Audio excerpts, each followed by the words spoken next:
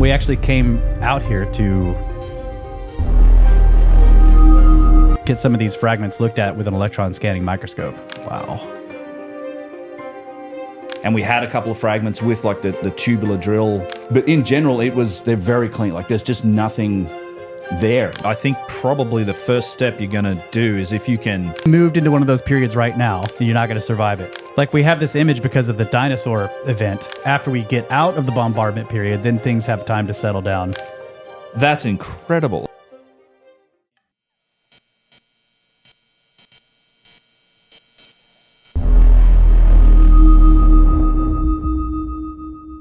I am pumped to have you guys here. So this is going to be awesome, man. Yeah. Awesome. Yeah, I'm glad to be back.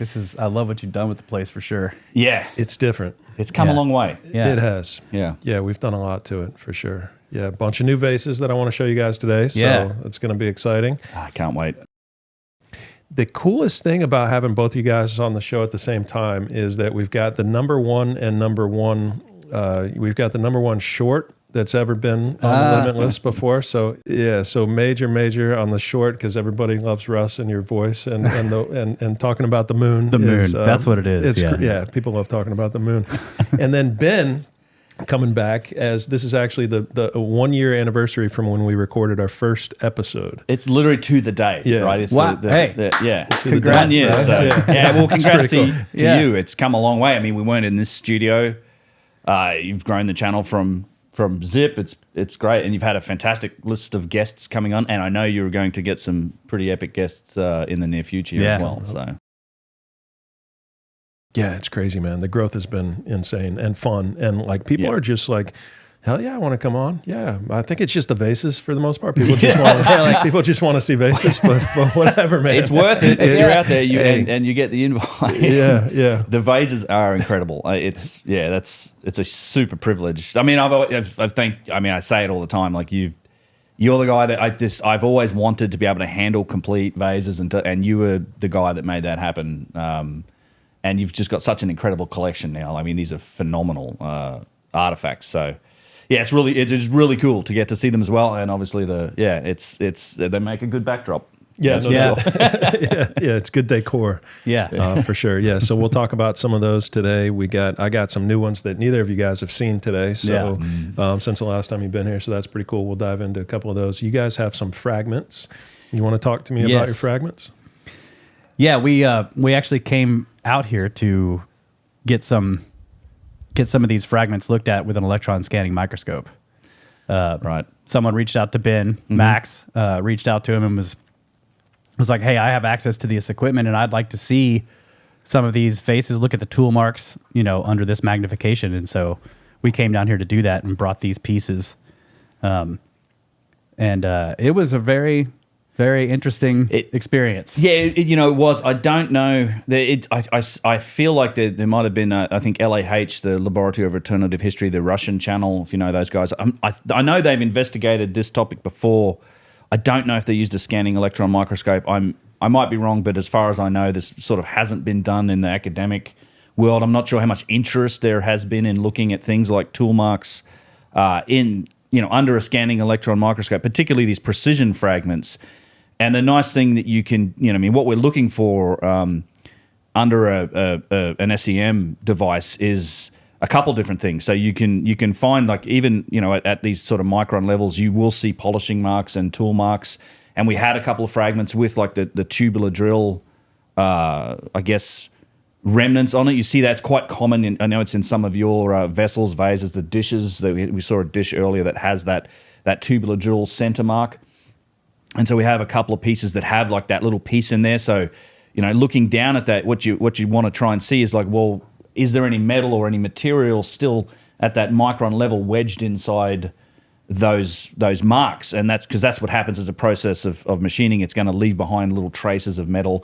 And you can look at it and see, well, okay, a scanning electron microscope gives you a readout of the basically the elemental composition of the material you're looking at. So just looking at like the granodiorite or the limestone or whatever the material is, you're going to get back what is it, silicon and calcium, calcium, a little bit of aluminum, things like that. The natural composites in the stone.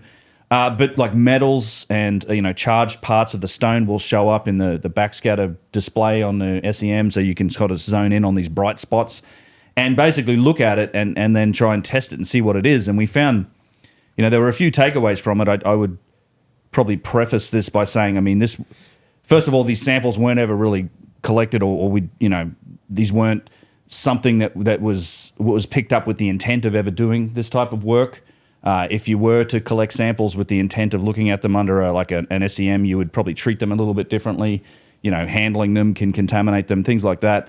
But surprisingly, and these are preliminary results. One of the big takeaways was that these were just remarkably clean. There really wasn't any. And we did find a few bits of different metals, which was really interesting, the ones that we found and the ones that we didn't find.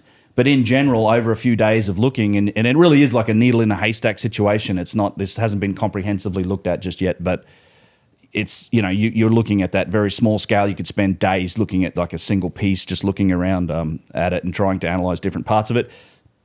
But in general, they're very clean. Like there's just nothing there most of the time. Like you're seeing very clean response. There's no contamination. And the Max, who's he's a physicist, used to teach physics at was it Penn State? Penn State, yeah. Yeah, he left the academic world to pursue his own interests. He has a master's, a PhD.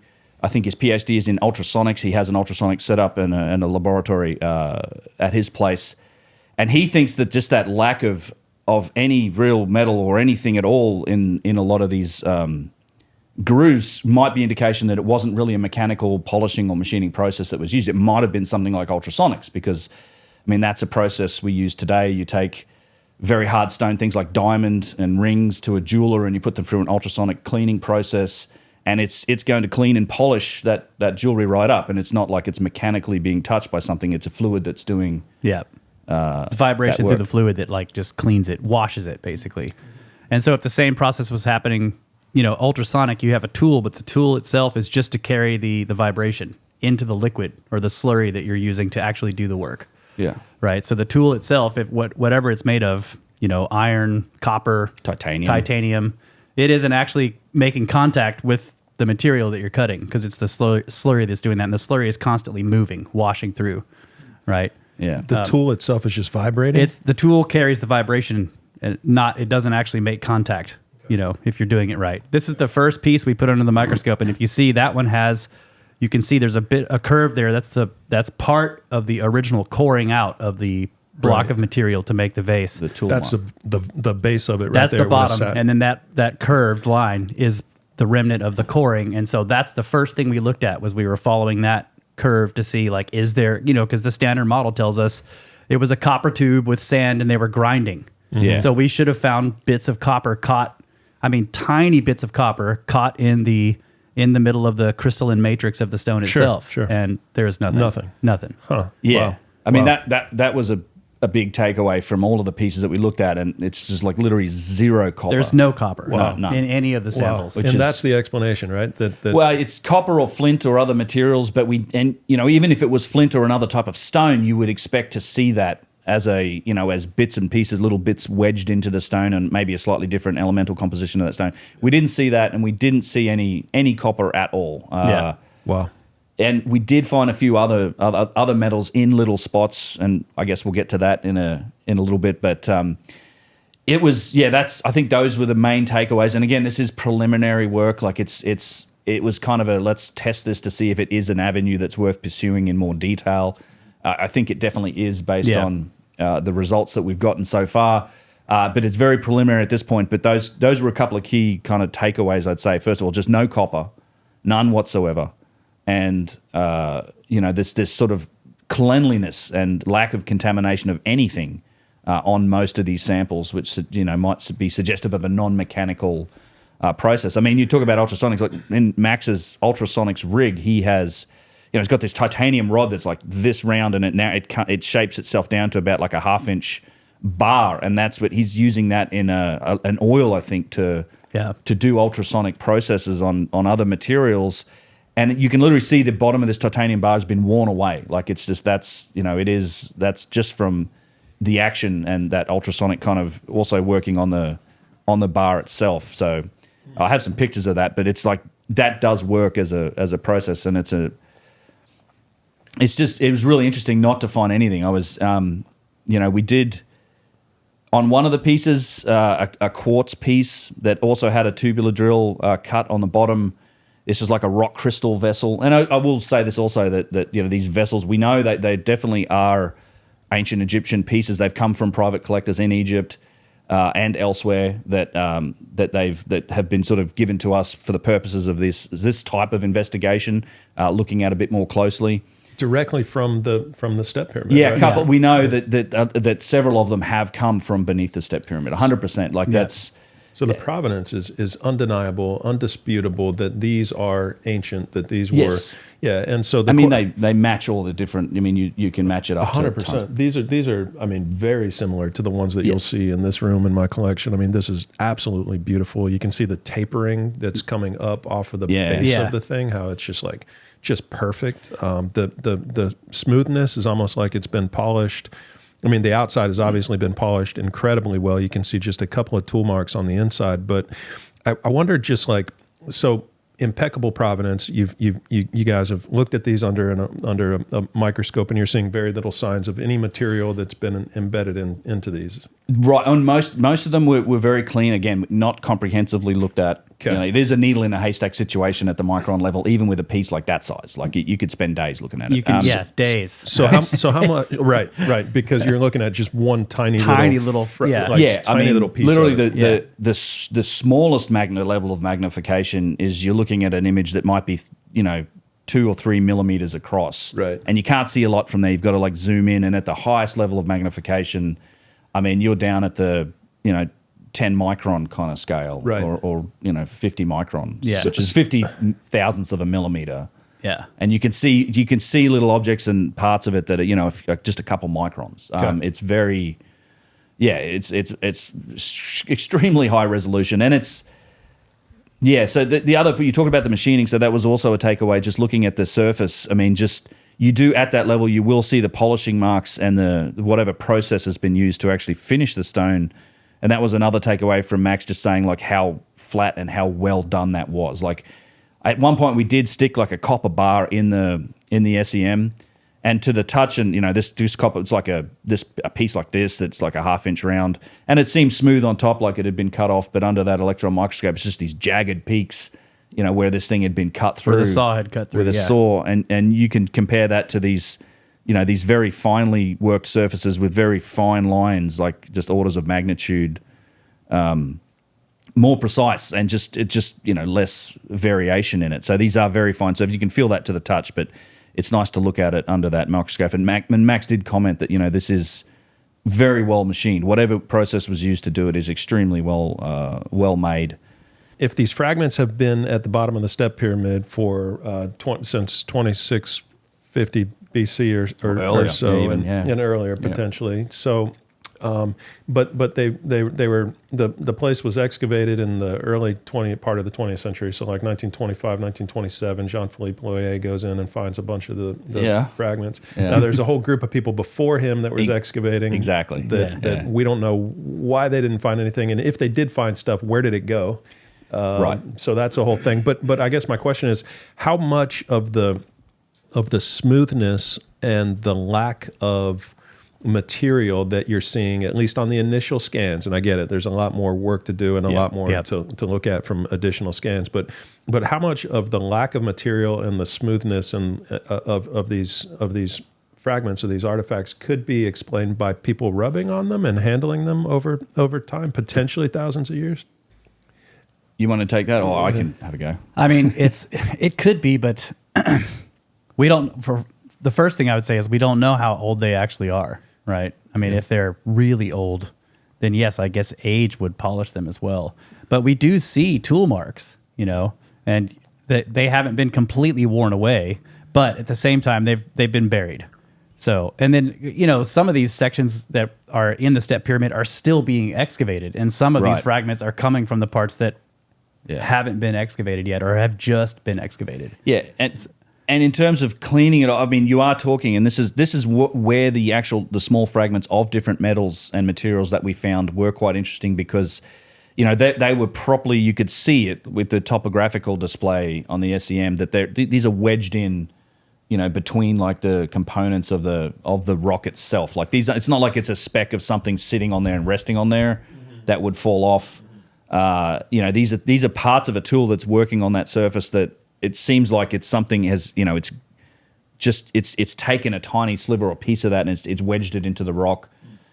And that's what we found when we did find a couple of different anomalies. So I mean, there was a quartz piece that had a tool mark, and looking in that tool mark, we found traces of a couple of different metals, just in like very odd spots. We found tin, zinc, and iron and titanium. I think that was it, right? Yeah. So, and then there was another piece where we found iron and titanium, which was really interesting. Now, it's a complex thing, right? So iron and titanium they can exist naturally in rock. You know, typically it's always really it's in the form of an oxide, so iron oxide or titanium dioxide. You know, that's the material that exists naturally, and you have to refine that to get like the actual base metal out. And we definitely found some sections of this type of stone where you have, you know, iron oxide was in it. Like, so it's probably naturally present in that part of the stone where so you get a return on the spectrograph on the electron microscope. You're seeing Fe and iron and O for oxygen. So you're seeing these spikes of the elemental composition along with, you know, silica, aluminum, the other parts of the natural makeup of the stone. However, in some places, in these little specks that correlated with what looked like a speck or a shape of material that in some cases might be 5 microns across. One we found was like 40 or 50 microns across. Yeah, that had shape to it. It looked like, and you could see it. I can show you images of it. That looks like it's something that's sort of actually in the rock. You know, we found just titanium, and that doesn't really exist naturally. So we weren't seeing a return on the oxygen. You're getting titanium, and then you're getting titanium and iron without oxygen. So potentially, it could be an alloy. Some kind of alloy, yeah. So, you know, really sort of interesting results. But again, bears more investigation. Finding one spot of tin or a couple little spots of tin was interesting. I immediately thought of, you know, because it's copper and tin is bronze. And, of course, in the Old Kingdom, 3rd dynasty, they weren't supposed to have had bronze at that point. But we just found no copper at all. So this is just straight tin. Also, zinc was an interesting one to see show up in a couple of little tiny spots. Like it's, you know, Russ was saying, you know, your mind goes towards batteries. Yeah, you start thinking about batteries. Right. So, I think the results are interesting. I don't know quite what to make of it just yet. I do want to emphasize my key takeaways from this are the cleanliness and the lack of any real evidence for machining. And again, I want to compare it to say a piece of stone that's been worked. Let's get a piece of stone and get a copper bar and try and work it with sand and then look at that and see what should you see if that's the process. I'd like to compare it against other natural bits of stone from that area as well. So you've got this comparative thing to look at. But the real key takeaways for me were how clean they were, the lack of any real evidence, only other than a couple of little spots which I'm not sure what it indicates just yet, and then the lack of copper was the big one as well, like just zero copper the entire time. And with the zinc and the tin specifically, they were so we were looking at areas where you could see groups of tool marks, like long parallel lines that would be, you know, like very tiny tool marks, something that's completely invisible when you're just looking at the thing. And then they were parallel. They're like, you know, running alongside each other, right? And then there's at the end of one of those lines, there's this little splinter of bright metal. You can see it on the screen, jammed in. Looks like it's jammed into the end of the mark. And then we'd focus on that, have the microscope give us a return on it, and it shows up as tin. And you're like, okay, it looks like a fragment of tin got jammed into the end of this tool mark, you know, as the tool was coming off working the stone, or it hits a harder piece and stops cutting, and the tin breaks off, or something like that, you know. And the same with the titanium. The titanium, it looked like a squarish bit that had gotten jammed into a natural area full of rougher crystals. Like it had dug a little deeper there and then got caught at the edge of that particular section of material and broke off. This is the piece. So I'll just pause it. You can see this is, and you can see the scale. I think it's 100 microns at the top there. And 100 microns is what in It's millimeters? 100,000, so it's a 0.1 of a millimeter. Yeah. 100 microns is 0.1 millimeter? Yes. Yeah. Okay. So a tenth of a millimeter. So 1,000 microns is 1 millimeter. Yes. Yeah. And so that's the scale with that yellow bar. So that bar represents basically a tenth of a millimeter. So the part we're looking at here, and so you have a couple displays. And this little crosshair, yellow crosshair, represents where you're sampling the stone. So you're getting this backscatter reading from the electron microscope that gives you these images, and then you can kind of target a beam of electrons to look at getting a return of elemental composition. So what elements in the periodic table make up the material that you're looking at? And it's really this thing here. It's like this almost square-looking piece. It actually lights up and looks differently. It's like it's snapped off. It's embedded in the stone here. It's jagged on the bottom edge, square on the other three edges, and then it looks like it's got a hole through the middle of it. Yeah, and so when you hit it with this crosshair, you're basically sending a bunch of electrons in it, and it's reflecting back, and it's getting a reading of what it looks like on the O2 table. So you're seeing some silicon. This is the calcium, the silica, silicon, a little bit of aluminum, but we're getting watch the titanium is coming back, which is Ti. Yeah, and very little in the way of a little tiny bit of oxygen, and it takes a while to build it up, and you can try in different spots. So this is the work. In general, you can all these different peaks on this readout correlate to different elements. And so sampling the bit in the middle, there's no titanium. There's no right? titanium on that bit in the so middle. So it is a around hole it. through it into the crystalline material of the stone itself. So this is a typical kind of response you'd get from just that type of diorite. We saw this all day long: aluminum, silicon, calcium. Yeah, that's pretty much and the makeup of oxygen. A little bit of oxygen. That's the makeup of the diorite, I suppose, or whatever it is. A granite that's very similar. The limestone piece maybe looked a little different. Yeah, the limestone. It had some magnesium and yeah. Just explain to people, and hopefully, Ryan, we can get a shot of a couple of these fragments, but just how beautiful these actually are, and the polish that's involved on these fragments. I mean, these are very similar to a lot of the precision pieces that I have there. There you go. So that's the polish is amazing. You can tell how big this piece here would be based on the kind of the curvature of it. And with the one you had there, it's a big piece, man. Yeah, I mean, yeah. You're talking about a huge piece of stone right here, and very thin, and the tapering is like perfect. I mean, it gets more thin around the edge just a bit, and it kind of gets a bit thicker where it needs to be thicker. It's got tool marks. It's just absolutely stunning. It's incredible to see something directly from the step pyramid that has this level of polish, and just like symmetry and just perfection of arc and work. So it makes me feel better about a lot of this stuff that I have here, because I mean, it's very similar. Yeah, it is, and I do like these samples because they show you a lot of interesting aspects that's gone into the shaping and design, I guess, and machining of these vessels. This one in particular, I like. It's very thin.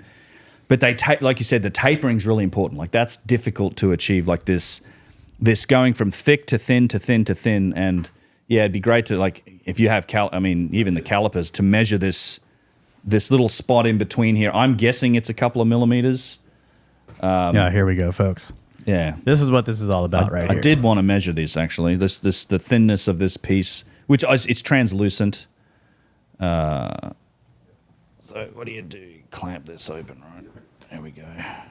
Same as that we did in Danville with the Duns, except it's not on them mounted. Let's see. It's right-handed tool, of course. Is this in what, millimeters, inches? You can change it. I'm not sure what it's set to now, but you just squeeze the part on the top and it opens up. No, I'm just saying, what's the readout here? It's inches. So, 0.128 inches. Is there a way to set this to metric so I can... It's one of those buttons on the bottom. It's one of those. Mode. Let's see, data. Inch. Mode. Okay. No, let me take a look. Real quick. So 0.1, I don't know. I can't do that in my head. Oh, there you go. So 3.2 millimeters. So that's about what I was expecting. I thought this was somewhere between 3 and 4 millimeters thick. So so it tapers from a thicker piece that might be 5 or 6, and it just tapers down on an edge to the finest part of it, which is right beneath the lip of this piece. And you're also seeing the curvature of it with this. That's the thinnest fragment we've got, right? This is the thinnest fragment. Yeah. God, it's amazing. It's beautiful. And this other one is similar. The tapering is more pronounced on this. Here you go. Yeah. This one. The two samples we left with Max are the ones that had the most anomalies in them, and he's going to do a more comprehensive, study of them. And so we'll get back in touch with him. I guess he'll let us know once he's done more stuff. And because but some of these we found no metal. Yeah, nothing. Like nothing. Most of them were nothing. Yeah, this one, this one in particular, like it just had nothing. This one too with the core drill in it the first one we looked at. Obviously we didn't comprehensively scan the entire piece, but there was just nothing. Cruising back and forth across the piece in a little bit randomly. Ryan, do 0.115. See what that comes out to. Thank you. Inches. 0.115. 2.9, so like almost less 3. Than just under 3 millimeters. Yeah, which is like the thin wall vases. Like it's 2 millimeters at the thinnest point and 4 and the rest of it. So crazy. Yeah, it's right there.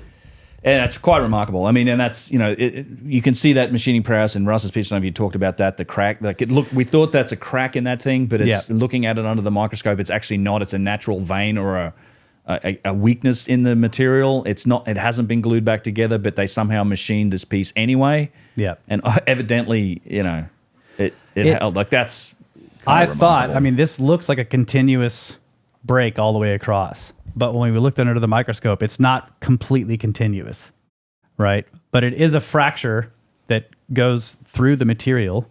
And so I had thought, it was broken, and what, did they glue it back together in antiquity? Because, obviously this came from beneath the step pyramid. It wasn't glued back together in modern times. So when we looked at it, we found this under the microscope, and it looked like a deep canyon, but broken up because parts of it were whole, but then in the canyon it's like almost pure silica. It's like quartz growth in there.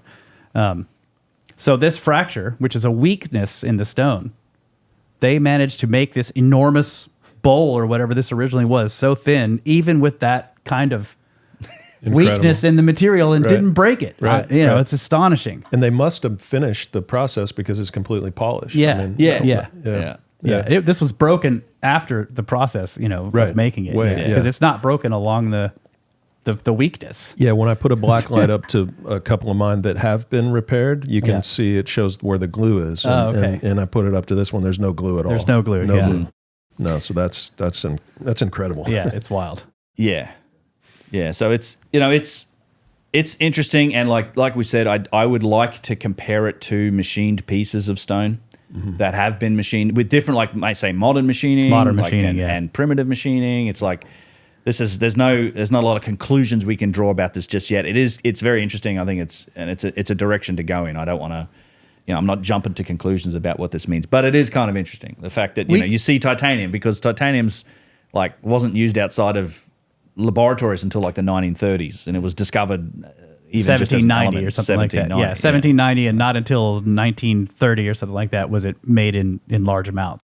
So it wasn't used to cut stone in our past until like the industrial age, basically. We started using it in the 20th century. Like it's outside of just like laboratory experiments to try and figure it out. It's so it's if you should not be titanium jammed into these. Right. Yeah, there should. Well, that's kind of the punchline. There shouldn't be iron. There shouldn't be other materials either. If you just go with so let's say it's Third Dynasty. Even though you go to Saqqara, you go to the museum, they tell you that most of these vessels were probably recovered from earlier tombs, and they're already heirlooms because Joseph had collected them. But let's pin it at like kind of that early part of the Old Kingdom. I mean, just there's no iron. I don't know about if there was tin or not. So they probably had some. They had copper about that, and that's about it. Like there's just you shouldn't be seeing some of these other things in that period, and that's always been my the aspect of these that I've looked at, along with the precision and the machining, is like this doesn't match up with what should be the known capabilities of that civilization at that time, and yet we have other artifacts that do match those primitive capabilities. That's my whole tale of two industries thing. I think you can see the result of those relatively primitive tools and techniques throughout dynastic Egypt. But alongside that exists some of these out-of-place artifacts like these that display just astonishing precision, machining, and this is why the vases are so important, is because they do go way back in time. Like they're pinning some of these machining and precise sort of manufacturing techniques to a very early period of time. That you see similar techniques in other artifacts, the boxes, the statues, some slabs, things like that. But we know that these vessels go way back in time to pre-dynastic times, like up to like 10,000+ years ago. Like I often use Toshka as an example, as a site it's now underwater since the dam, the Aswan Dam was created. Some people get worked up about Toshka when I talk about it. I primarily use it as an outlier of an example in terms of dates. You can go to the Nubian Museum in Aswan and look at it, and you'll find pictures of a lot of those excavations in that area, including Toshka, that I think definitely show stone vessels. I mean, 100% there are stone vessels mixed in with these very primitive burials and poorly sort of made pottery vessels. And some of those pottery vessels and stone vessels you can see in museums. There's lots of sites that show that they're 100%, and this isn't controversial at all. Like stone vessels like these are known to be pre-dynastic, and then they kind of go into the first, second, third, fourth dynasty, and kind of stop after that. Right, everything after that switches over to alabaster with very few examples, and all that alabaster work is handmade. You can tell it's handmade. My personal opinion is I think it's something that Imhotep created as a method to try and imitate the stone vessels as best they could in a much softer stone, which is alabaster. He was a genius. He figured that out. That's actually literally what they say as well at that museum. They're like, hey, yeah, he was trying to figure out how they did this, and he came up with his method for alabaster construction, and then most of the vessels you see after that are alabaster. Beautiful, but handmade. And for anyone who's ever there, in the Nubian Museum, it's off to the right in the annex, not in the main bot. Yeah. We looked multiple times. We're like, we know this Toshka exhibit is in here somewhere, and we didn't see. And then finally, we're like, let's check over here. And you thought they pulled it, probably. Yeah, we thought it was gone. But then you go back into this annex section, like where it says basically that this is a temporary exhibit. So you think it's just whatever they have. But when we went in there, and there's a whole section on that area that was flooded, with multiple photographs and all these details about the archaeological excavations that were done in preparation for that area to go underwater.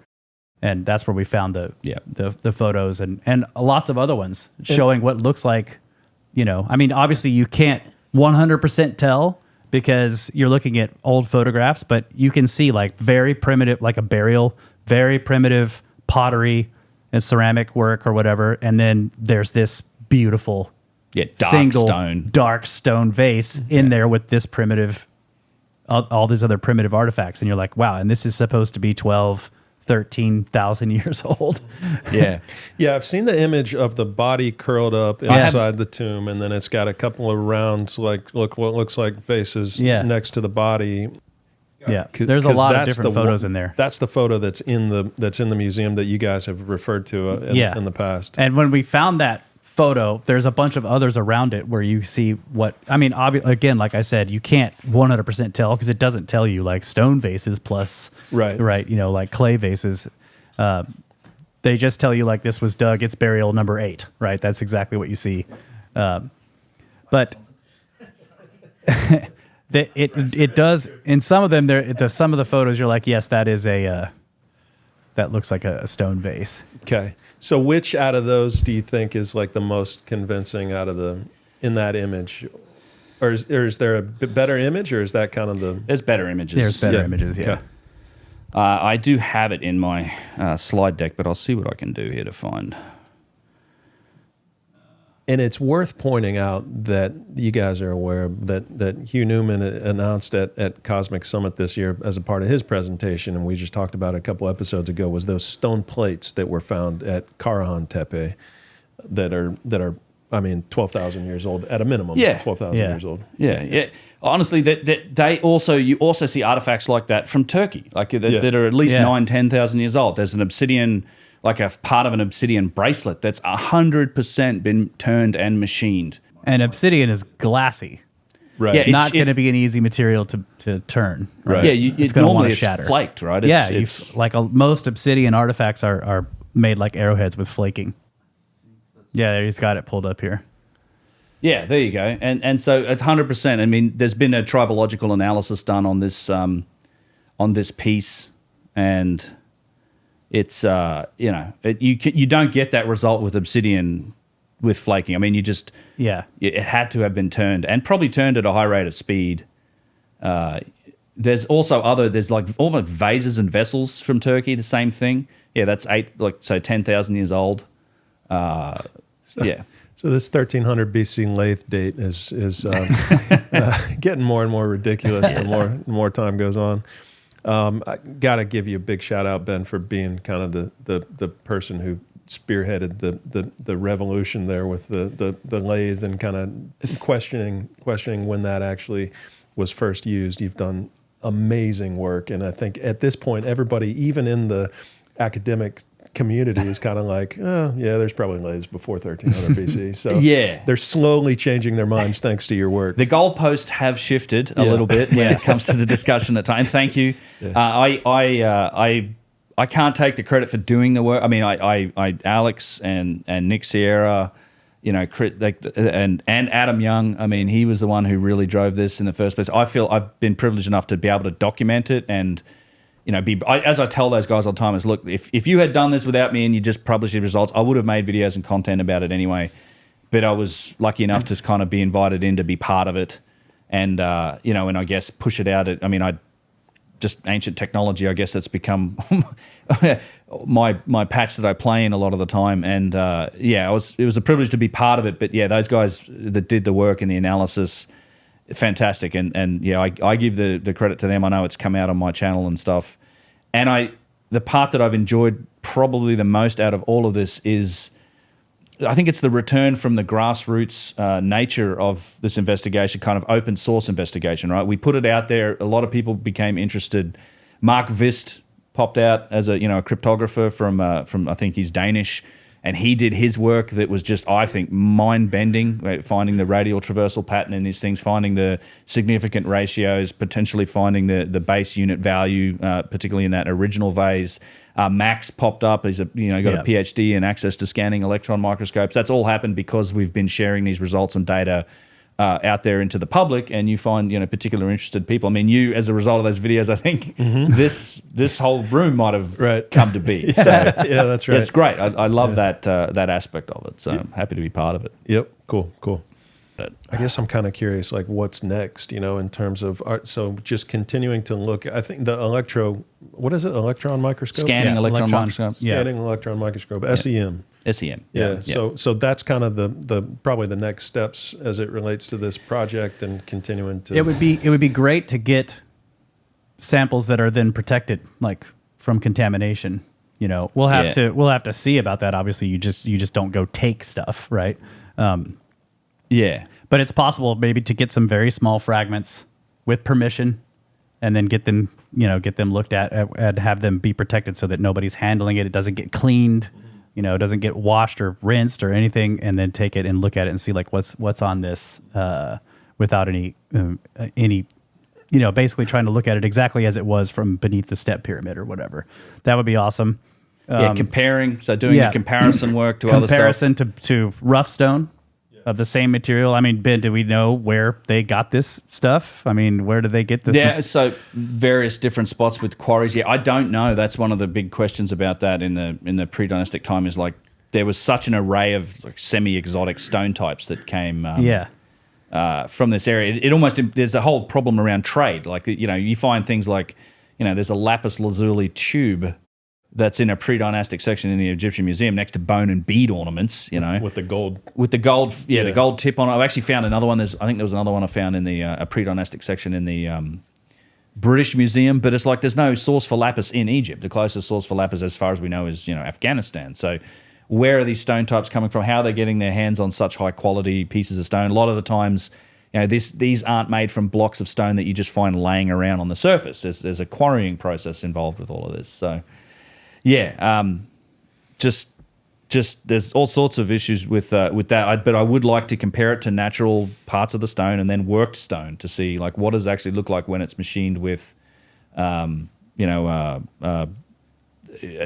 copper tube, or it's like a modern lathe, and I think you'd still see those metal fragments there. Yeah. But it's something I'd like to get into. And plus, I'm not an expert in scanning electron microscopy, but it's I want to learn more about it and see what we can glean from the elemental composition. It's just an interesting avenue. I think with the Vase Scan project in general, I think a continuing goal is to expand the data set of analysis. You've done a huge part in that. But, ultimately the goal is to get into museums. And there's been a bit of progress with Egyptian institutions working with museums that are interested in this process, that they're looking at getting access to start scanning and doing some analysis work on those vessels. There are museums, a lot of them are already scanning artifacts, but usually just with LiDAR for things like 3D online displays to get this models.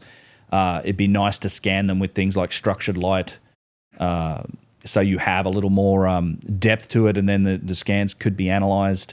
I think it works really well from a digital preservation perspective as well, so you could, you're quite literally digitally preserving that item forever should something ever happen to it. With that process, so I think it is beneficial for the museums as well to do that. And if you can get like a LiDAR point cloud plus the photogrammetry, like the texture, the imagery for it as well, and then you've like really preserved it, the higher resolution too. So let's talk about museums for a second, because there's a couple of comments on museums. One is that I've had a couple of people comment on my collection that are like, that should be in a museum. And I'm pissed off because that should be in a museum. And it's like, that's fine. I think ultimately it would be cool to actually put these into a museum and have a lot of people, go check them out. But what I'm interested in is figuring out how they were made. First off, how were these things made? Which is obviously what we're all kind of working on here. But but then like which ones are real and which ones aren't real? Because even in a museum, like which ones are modern and which ones are ancient? Because even in a museum, you're going to have stuff that's potentially modern. Like, and I just learned this because it just from like comment sections on YouTube or whatever. like there's I think it's the Cairo Museum. There's one of these artifacts that has the gold handles and it's round and it's sitting on a tip and it's like perfectly balanced. And I went and looked it up and it's like I'm using it as an example of, hey, here's a museum piece that's really freaking precise and it looks incredible and it's just like a lot of what we have in this room. And the comment was, well, it's from its provenance is 1924 and it doesn't have archaeological context. It was donated by the owner in 1924 to the Cairo Museum, and so for me it's like, well, what is it then? if museums pieces aren't good enough from 1924, then what's good enough? And it's almost like what you guys have here, which is directly from the step pyramid, is even better than what we can find in museums. So, I mean, to see that stuff kind of get That's true. analyzed. I mean, museums are great, and we got to go to museums, and we got to try to kind of work with them. But then, like, understanding of the pieces that we're looking at from museums, what's their history? Where did they come from? Was a private collection in 1924 or in 1880 or whenever it was donated? What was the technology? Was anybody making these at that point in time that could have been faked? So... yeah, and that's a good point. I didn't know that. I think I know that actually explains some things. If it's that big round one with the gold hand, I know the one. It's one of my favorite pieces. They keep moving it and they keep hiding it. Like I had to go find it, and it's like literally in an off limits area that I just walked into, on a dusty shelf somewhere now. And maybe it's because there isn't provenance attached to it. And when I say we want to get into museums, it is primarily, well, A, to expand the data set, but B, to like get access to vessels with like impeccable provenance, the ones that have been, okay, Jean-Philippe Loyer found this thing, came from his collection during his excavations at Saqqara.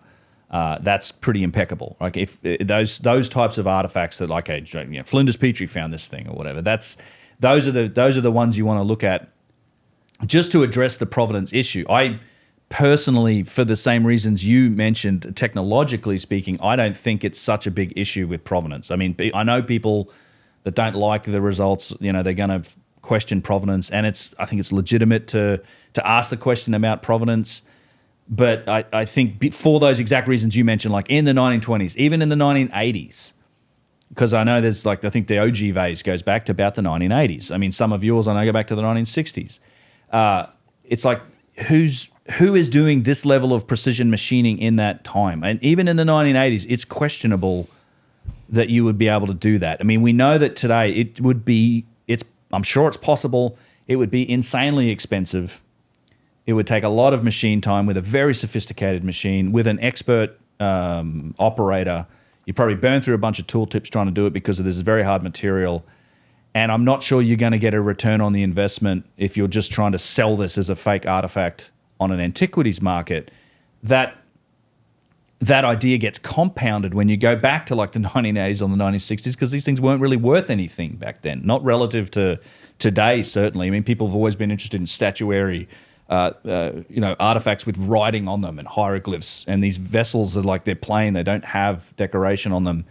I mean, sure, they've had a value, but it hasn't been significant. I don't think you'd ever be able to do it for the price to make a money in the 80s or in the 60s on an antiquities market, unless someone's insisting, well, it's a 50-year practical joke. Somebody made it in the 80s in the hope that this would happen at some point in the future when they get analysed, and I put a video out and somehow drive the price up of these things all around the world. I should have bought one. I never did. Terrible grifter. Terrible grifter. Yeah, I'm very bad at it.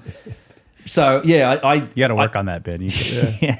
Or a terrible Metallica. What was it? Oh, a roadie from Metallica. Terrible roadie from Metallica. Yeah. It's just terrible in general. Yeah. We got a roadie from Metallica to tell you all about it. Yeah, what was that from? Andrew Schultz. I was on the Flagrant podcast, and it's like, well, he asked me before the podcast. He's like, well, what do you call yourself? And I'm like, well, I'm a YouTuber or an independent researcher or whatever. He's like, oh, that's boring. I'm like, well, kind of, you're the comedian. You figure it out. He did. Made me laugh. He's like, yeah, everything you know about history is wrong. We've got a roadie from Metallica to tell you about. Can you tell? I like it. Yeah. It shows, I guess. But yeah, I don't see it as big of as the provenance issue as a big of a deal as some people do. There's also the form matching, right? So a lot of how stuff does get dated, and this is a known archaeological technique, is by matching form and stone type and even wear and things like that to known design types during it. It's contextual dating, yeah, and that happens a lot. And these artifacts we're looking at and that we have looked at match all of those things. They match the form. Like there's replicas. They look not replicas, but they look exactly the same. They show wear. They're the right stone type. They match on all these other levels. You're just not always going to have provenance. It's the nature of antiquities, right? This is another reason why I think in some cases finding out where this stone comes from can be important. Some of the time, like we were saying earlier, some of it is not. It's not really known. Where's the quarry? What's the source? Yeah. All of this stone has a signature that there's diorite all over the world, but you can figure out exactly where this came from if you have the right data. And so like one of the things we did last time we were in Egypt, we were trying to find out where did they get the basalt, because they've used this basalt stone in a lot of the Old Kingdom sites as paving, as blocks for walls, and the question is like, where did it come from? So there's at least one supposed quarry way out in the desert, and we went out to try to find it and look at it. And it was very interesting to see, like, okay, so this may be the source of some of the basalt that they have at some of the sites. And being out there and looking at the material, because, where the basalt itself is way up on a plateau, and it's been crumbling down into the desert for however millions of years. So we're looking at the blocks and seeing the quality and the kind of the texture, the nature of the stone. And then a couple of weeks later, we're back on a site with basalt, and you start to recognize, like, oh yeah, this does kind of look like what we were seeing out there, right? It's similar. Now, obviously, that's not a scientific identification, but It would be interesting to know, like, what, some of these that might be are, supposed to be 6,000-7,000 years old, and yet the source for the stone is really, really far away, like way outside of Egypt. And then you have to start thinking about trade routes. Who brought this block of material to Egypt so that they could make this jar out of it? Some of that is interesting. Like, I would like to know where these stone types came from. Yeah, they all have a story. Yeah. It's all a unique story. Exactly. It's like you could rack your brain. I have to just try to kind of like push that part of it aside because it's so cool. They all have, different stone, different places, different history, and I'm never going to know any of it. Yeah. and they are all different. Yeah, like as Russ said, not all granite's created equally. I know it's one of the takeaways that Chris Dunn made with his book. I mean, originally he had talked about potential piezoelectric capability, properties of Aswanian granite in his theories around the pyramid, and he had to back off on that because he found out that particular type of Aswanian granite actually has a very low quartz content relative to other types of granite. It's like 15% or something, whereas some other types of granite have way more quartz content.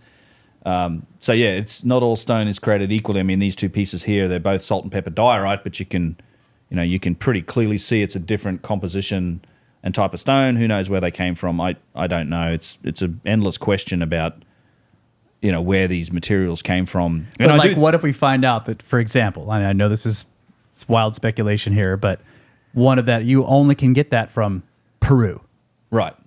Yeah, and then you're like, okay, hold on a second. Yeah, how did they make even if it's only 4,000 BC? How did they get a Peruvian piece of diorite? Yeah. I that's what I was talking about with the different stone types, particularly in these vessels. I mean, there's hundreds of stone types. It's like there seems to be some indication that there might have been a system of trade going on whenever these things were sourced. Yeah. I don't think that was necessarily the first and second dynasty of the Old Kingdom, or even the few thousand years before that. I don't know how to explain it. But all right, so when were they? Well, okay. This is a long answer. I mean, so my window of possibility that I put this in. So I think you have the same problem just by saying, okay, these vessels are pre-dynastic. Okay, I think you run into the same problem that you do when you look at them in the context of, well, they're dynastic or they're early dynastic, in that you're finding them in these primitive burials. You're finding them in the possession of a people who buried their dead in a fetal position in a shallow grave. They were making, hand-made pottery that's rough. They had bone and beads. There is no indication that they had any capability to do this type of stonework at that time. We're just talking back to like 15,000 years ago. There's everything else that we know about them suggests they didn't have the capability to finish extremely hard stone like this, get it thin, all the aspects that we see about the vases. Same thing's true in the early dynastic period. Like, they say, really what people think of as Old Kingdom Egypt really started in the third dynasty. It's the third and fourth dynasty, the most famous, but because before that, there's no real building, there's no statuary. It's the first and second dynasty. And I know this was like, Barakat had to try to explain it in one of the bits of literature about on one of your vases. It's like, it's really interesting because we've dated this vase to the first and second dynasty to note that this seems to have been the only advanced form of stonework happening during that period. I'm like, well, is that really the case? If they could make these vessels, they're probably going to do statues. They're probably going to do other stonework. We just don't see it. So I think there's a disparity between that. So that this opens it up. Okay, so if there's a pre-dynastic time in that archaic age, and these vessels were found in these burials, is it possible that those people found them also? They somehow found a cache of them. And, I think that if you're a primitive people and you're in the business of making, pottery and clay pots to carry, water or whatever else around, and you're probably using stone tools to do work with wood and all the rest of it, you find one of these things, you're going to immediately recognize the value it represents, its intrinsic value. You'd be like, this is an artifact. The gods must have made this because it's hard stone. I can't understand how it got in this form. It becomes immediately precious. It filters up through the social structure. It's gonna get collected by the people with social power in that organization, and they're probably going to say it's precious to me. Bury it with me. Yep. See the same thing happening throughout time. Still happens today, and that's where we find it. So now it's like, oh well, how far back? When could these have possibly been made? These or any of the other artifacts? Now, okay, Now we're into this like unknown part of history. We get into really prehistory, and you get into these pre-Diluvian times. We have a real hard time tracing back evidence of humanity and human civilizations prior to the Younger Dryas. Certainly we find fossil remains, and we can find very primitive peoples, but nothing with the capability of making this sort of thing. I do think that if they did exist, I think there's, we see echoes of it through these other civilizations, perhaps inherited items, but most of it's been wiped out from the cataclysm. We just got to keep looking. Got to look in the Sahara. We've got to look underwater off the coastal shelves, things like that. But just a long-winded answer to your question about when did this happen.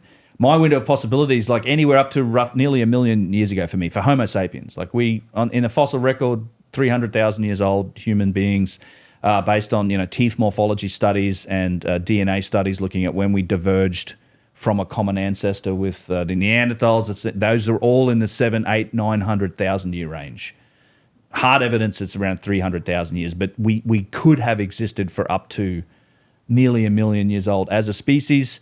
We know climatically on the planet in those periods of time, there's plenty of warm, temperate times. There was never any snowball Earth time. The reality is the planet, there's very few periods of time in the last, 500 million years or so that, well, at least 65 million years that the planet's been as cold as it is right now. So, we could have existed at some point, and then that's just, if that civilization gets lost to time. And cyclically, in terms of precession, if you look at alignments, we could, it's hard to say what cycled. If you say, well, the Sphinx is lined up at Leo, and that is a certain time on the precessional dating. All of these precessional dating tools are really cool, but I think they suffer from an issue of like, well, what cycle are we talking about? Because it's a circle. Yeah, it's a circle. It's a 26,000 year cycle. So when did this happen in that 26,000 12,000 years ago, or 36,000 years ago, or you can keep going back. Which cycle was it in? So I don't know. Another element that goes into this that I think is a possibility is that where the last humans left. We don't really know how intelligent Neanderthals were or Denisovans. I mean, we're working with a pinky bone with those guys, right? And some tools, right? Some like arrowheads maybe, and like... Yeah. But we don't even know, right? Right. A lot of times when you go back that far, the cultures are named after a particular tool type, and it's just a horizon of like artifacts. And there's who knows what almost no fragments of the people themselves left. Yeah. Right. Yeah, who knows what they could have been capable of, Yeah. I guess is the point. And they go back, we go back 800,000-ish years, just give or take. It's what it suggests. It's a long time. Yeah, Neanderthals have bigger brains than us. We thought that they couldn't talk for the longest time. Now we realize they probably could talk, and they had lovely singing voices. I mean, we don't know. Denisovans, we don't know. And it's just, I'm not saying that's what it is either. Like, I'm just saying, I think we should be open-minded to these possibilities. And when you combine the extension of the human timeline with the evidence for these massive cataclysms, particularly the Younger Dryas, although by no means that's not the only thing that's happened in the last 100,000 years even. I think it's entirely possible that a civilization that had the capability to make these things for whatever purpose could have existed any time and built by humans in that period. Now, I don't know where to land on it. Was it? My intuition says I don't think it was one that was just destroyed by the Younger Dryas. So if you call it Atlantis or whatever, this thing that was just destroyed by cataclysm, the civilization that sank. And I'm not convinced that was the Younger Dryas. So was it 15,000 years ago? I don't know. Maybe it was the Bolling Alarod or the Elder Dryas cataclysms. I think the time spans could be greater than that. Yeah, there's impact proxies in mammoth material going back 30 like George's tusk. Yeah. Has magnetic spherules jammed in it from 30-something thousand years ago. So it's well, there may have been, and I know you've had Randall on, and he talks about this. There may have been it's not like we have this image because of the dinosaur event, the KT boundary that you have like one massive thing comes down, boom, changes everything. But it's more likely that you get periods of increased bombardment because we're going through like what the huge, massive clock system that is the solar system. Now we move slowly into a period where now we're just passing more frequently past large amounts of material. And so you can have 1,000 years where it's just more likely that stuff's going to come in and blow up in the atmosphere above you in wipe out a whole bunch of stuff, and that would cause massive fluctuations in climate during that period. And then after we get out of the bombardment period, then things have time to settle down.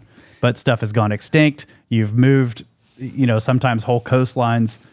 And so, yes, if you had a technological civilization like ours during a period like that, if we moved into one of those periods right now where, say, every couple of years something large exploded, it doesn't even have to hit the ground, just blows up in the atmosphere, an airburst, it is going to destroy civilization, it over time. You're not going to survive it. And you just go back to being primitive because you lose your infrastructure, you lose your power grid, you lose, everything else. So, yeah. And then if there's large enough geological movements of things like enormous floods, massive tidal waves and things like that, you lose all your coastal cities and they're buried under 20 meters of stuff. And there's just nothing left. Right. And it would have to be an accident of geology for it to be exposed again later. The whole place has to dry out. It becomes a desert, and then the desert gets some floods, and then it cuts a cliff, and then wow, look, there's a city sticking out of the cliff, right? And that might not happen for 2 or 3 million years or 50 million years. Or you're up in a high mountain, like say the Andes. Yeah, right, right.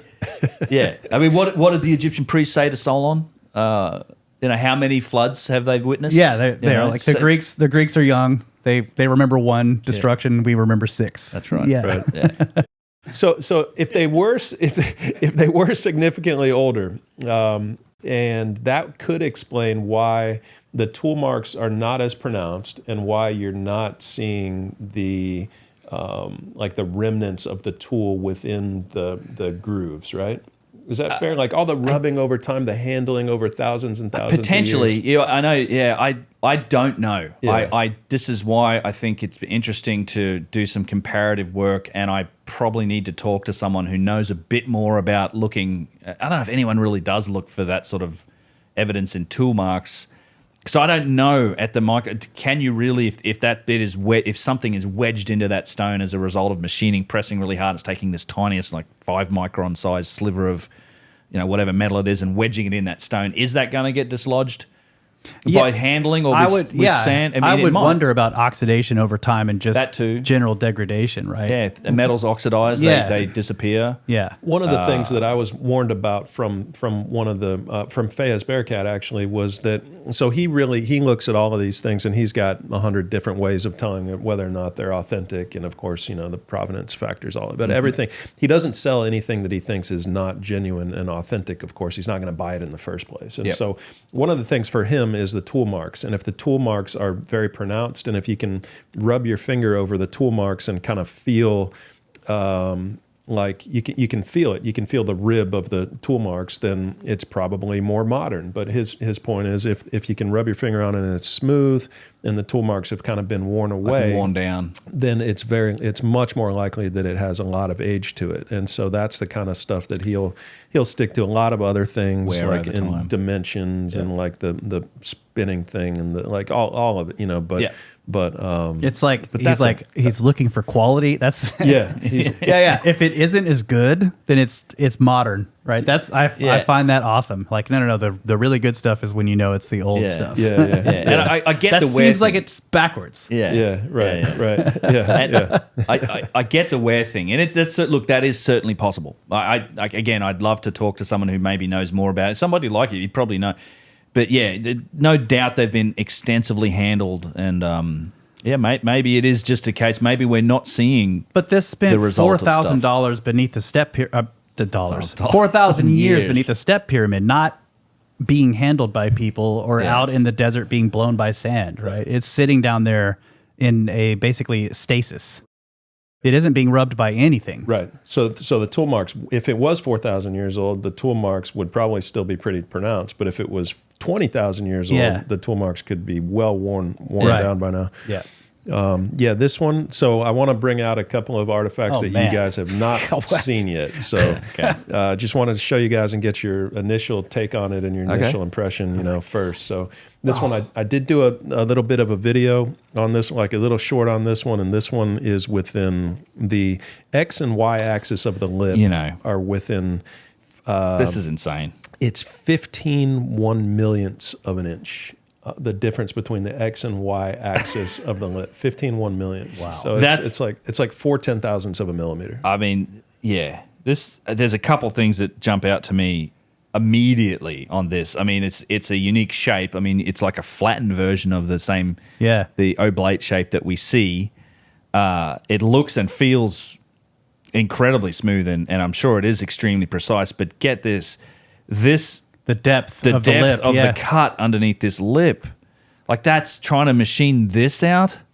Like and I'm sure with the scan, and you said it's super accurate. I'm trying to look at it. I mean, it's a tiniest of radiuses that's been machined, and this isn't a separate piece. I mean, I can feel. I mean, it's not some people think that these are like collars that go into it. It's not. This is the same thing. Like that. That's incredible. Like just this bit alone. Like trying to show this to a machinist and explain how you do this, how you cut this angle on it. Russ, check that out. You got to see it. That's a phenomenal piece of stone. Oh my God. This was Danny Jones' favorite piece right here. Oh, it's up there for mine as well. You see this? That there's a curve this way. Yep. Yeah, so there's a curve that way on the lug handles, like both of them inverse curve. Yeah. Like there's a huge radius here. Well, that would be an interesting thing to measure, right? To see does that radius fit like the radial traversal pattern? Yeah. Does this thing reflect the same? True. This is the analysis, but that, I mean, to me, it's that angle under that lip. Sits perfectly flat, of course. This is such a privilege, people. Spin for years. It'll. I imagine it would. Yeah. Yeah. I mean. Okay, and it's very deep this way. Yeah. It's right. Thin. So it's not like there's just a little hollow in here. They made a thin wall all the way around. Oh, here we go. go. Hey. There's the report. Oh man, yeah, we definitely want to talk about this. Yeah, look at that. And look at the profile. You can see how it's been machined underneath because it's light. Like it doesn't. There's not a lot of mass to it. It's So this is the measured variance is it's so 126.718 millimeters on both the X and the Y axis. So you have to go out to the 10,000th. You have to go out 4 spaces past the decimal to see where it varies from. That's millimeters. That's millimeters. It's insane. It's the same. I mean, it's the same. It's the same. Yeah.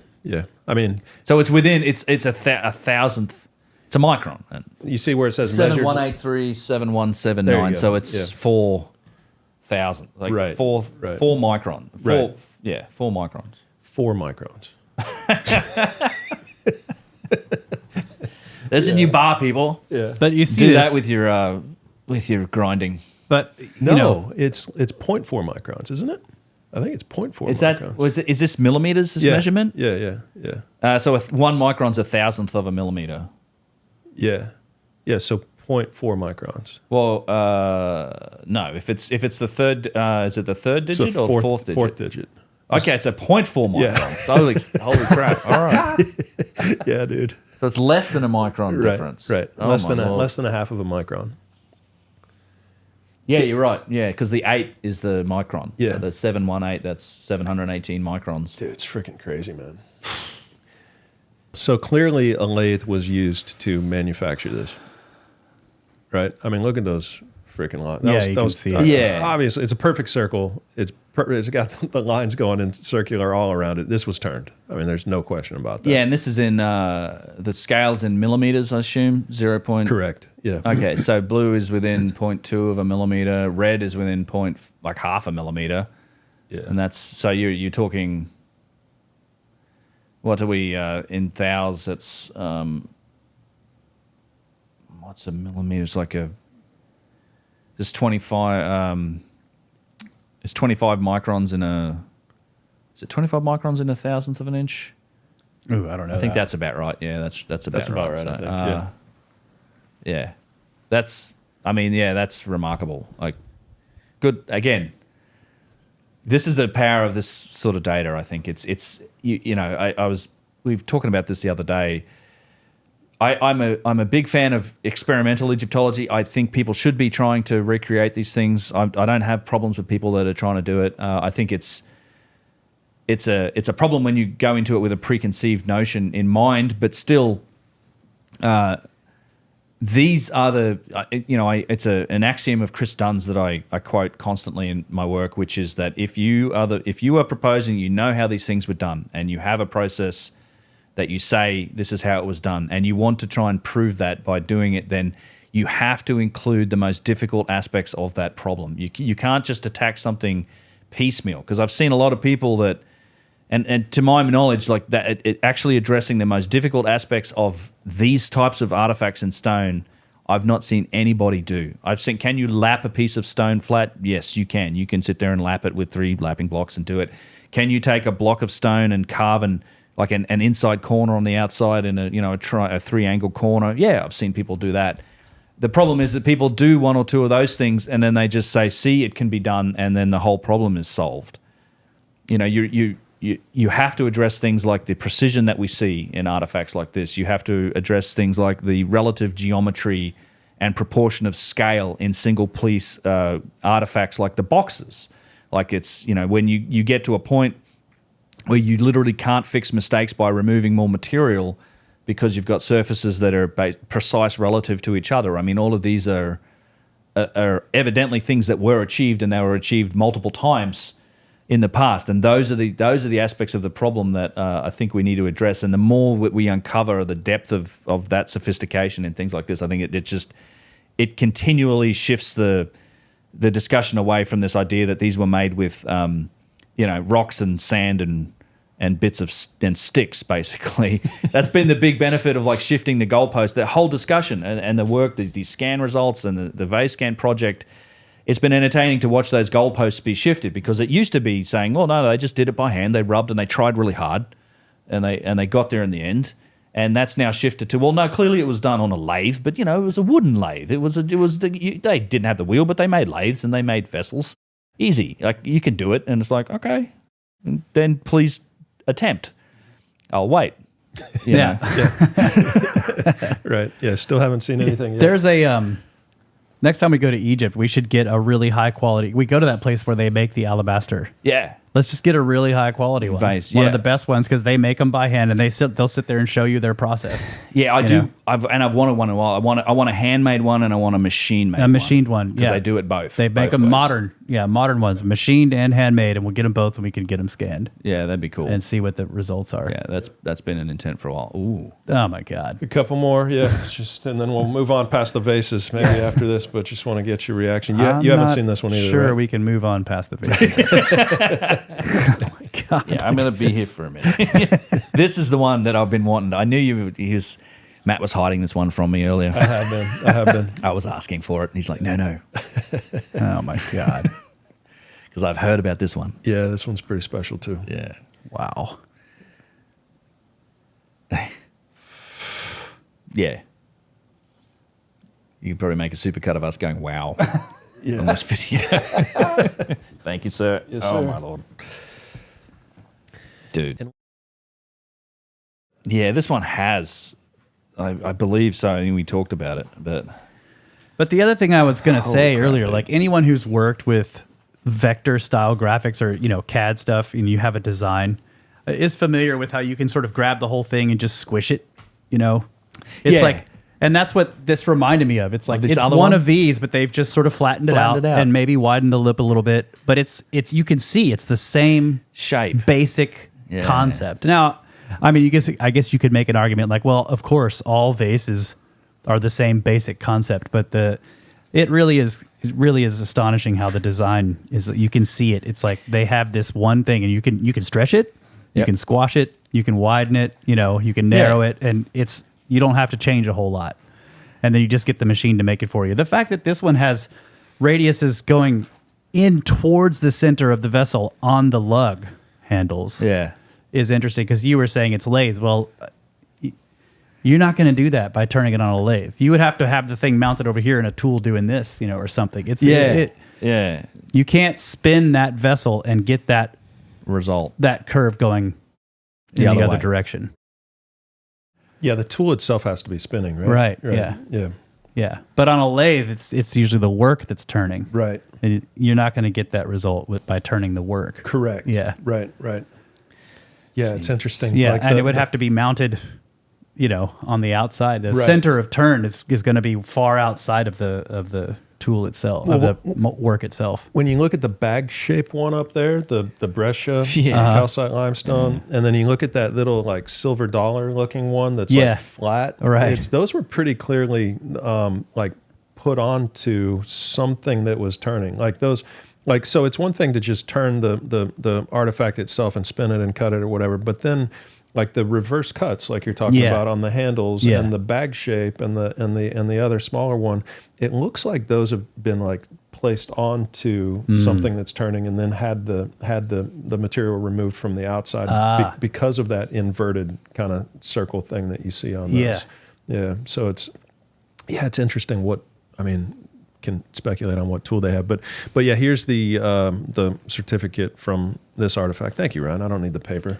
Yeah, so this one goes back to 1962 that you're looking at, Ben, and this Germain family had a couple of these and acquired in 62, so we know everything about where it's been since then. Since then, yeah, and it's there's a receipt, I think, on this one from 1975, maybe something like that. 75. So this was the sale that's in that provenance from 75. They blacked out the bottom because he bought two in this purchase, and so this is just for the one. I think I have the other one on the bottom actually from this purchase as well. So, but anyway, it's got good solid provenance that goes back deep into the 20th century. So good. I mean.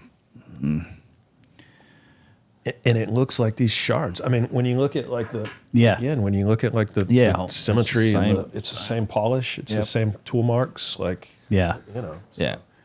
that's phenomenal. That vase. That's like a smaller version of the one that's in the museum. Though. It's very sad. Yeah, right. Well, I think in a lot of cases, gold was probably added by the dynastic Egyptians. As I think, I was looking at this one again. The holes that go through here. If you look through, it looks like it actually goes through the material of the vase itself because it kind of goes. Oh, it cuts into the side. Yeah, look at where it starts. Oh, it's on the inside kind of deal. Yeah. On the holes on those, they cut the hole in from each side. Each side, yeah. So it's not like one continuous hole. They meet in the middle, and usually it's like a V shape or what, like at a slight angle. Yeah, it has a slight angle to it. Yeah, I'm not. The holes are interesting. There's a lot of vessels that don't have holes in the lug handles. Right. I mean, they're lug handles. I'm not sure they're ever really intended to be handles. I do get the sense that, pardon me, that This is the front? the holes may have been, at least the holes through the handles might have been added by the dynastic Egyptians at some point. Yeah, the holes were added. As a purpose so to string them up and hang them up or whatever, or use them. Yeah, because they certainly don't seem to reflect the same sort of precision you see in the rest of the artifact. Last time we were here looking at these with you, you told us that a lot of these the handles are shifted towards one side very slightly. Right. Like you can see it on this one. This distance is shorter than this distance, so they're closer to this side than this side, and so that implies a front and a back. It does, yeah. Yeah. On every one of them. It's like some kind of shifted. offset. So if these were mounted somewhere, like if you slid it in and locked it in, it's like a like a cam lock or whatever, right? Yeah, this is a big one. They don't really work as handles. Oh my God. And this actually demonstrates, that is cool. This demonstrates another thing that I've always had an issue with calling them lug handles, is like a lot of them have this pronounced slope here. Yeah. Like they're not. I mean, they don't. It's not really conducive to. You'd want it upside. You'd want it upside down. You'd want more of an angle if you're actually going to use these to hold it. Particularly if you've got something in it that's already heavy enough. But that slope doesn't make it super conducive to being an actual handle to hold it up. Like this. But yeah, this is cool. That one's amazing. It is. It's really cool. And that's the one that's measuring out in whole royal fingers. Oh, yes. So, yeah, I haven't done a ton of work on that in the last bunch of months, but that was one of the last ones that I looked at, and it's measuring out in whole royal fingers on essentially every measurement. So there's 6 ways to measure these things, and you can measure the lip, the mouth, the width, the height, and then the lug handle kind of distance, and Yeah, it's all, every one of them is to within just a couple of hundredths of an inch of the finger. Perfect royal finger. Yeah, and that one, we have images of that from the 1970s, I think, or 1980s. That's that one, and it has really good provenance. It goes back past that, is my recollection. But yeah, I know. I know you have one as well that was on. It's been in displays in museums in the past. I think is it one of these? Oh yeah, sure. Yeah, that one on top. The one that that Miano went said, "This is a vase with provenance." Yeah, this is a example of a real vase. A real vase. Well, he has. Yeah, that one's on the wall. So. This I love the I mean, you can see the age, the patina of age on this thing with the little bits of damage around the collar like this, and it's a heavy object. It's heavy. That thing's massive. Yeah. You can kill somebody with this. You could.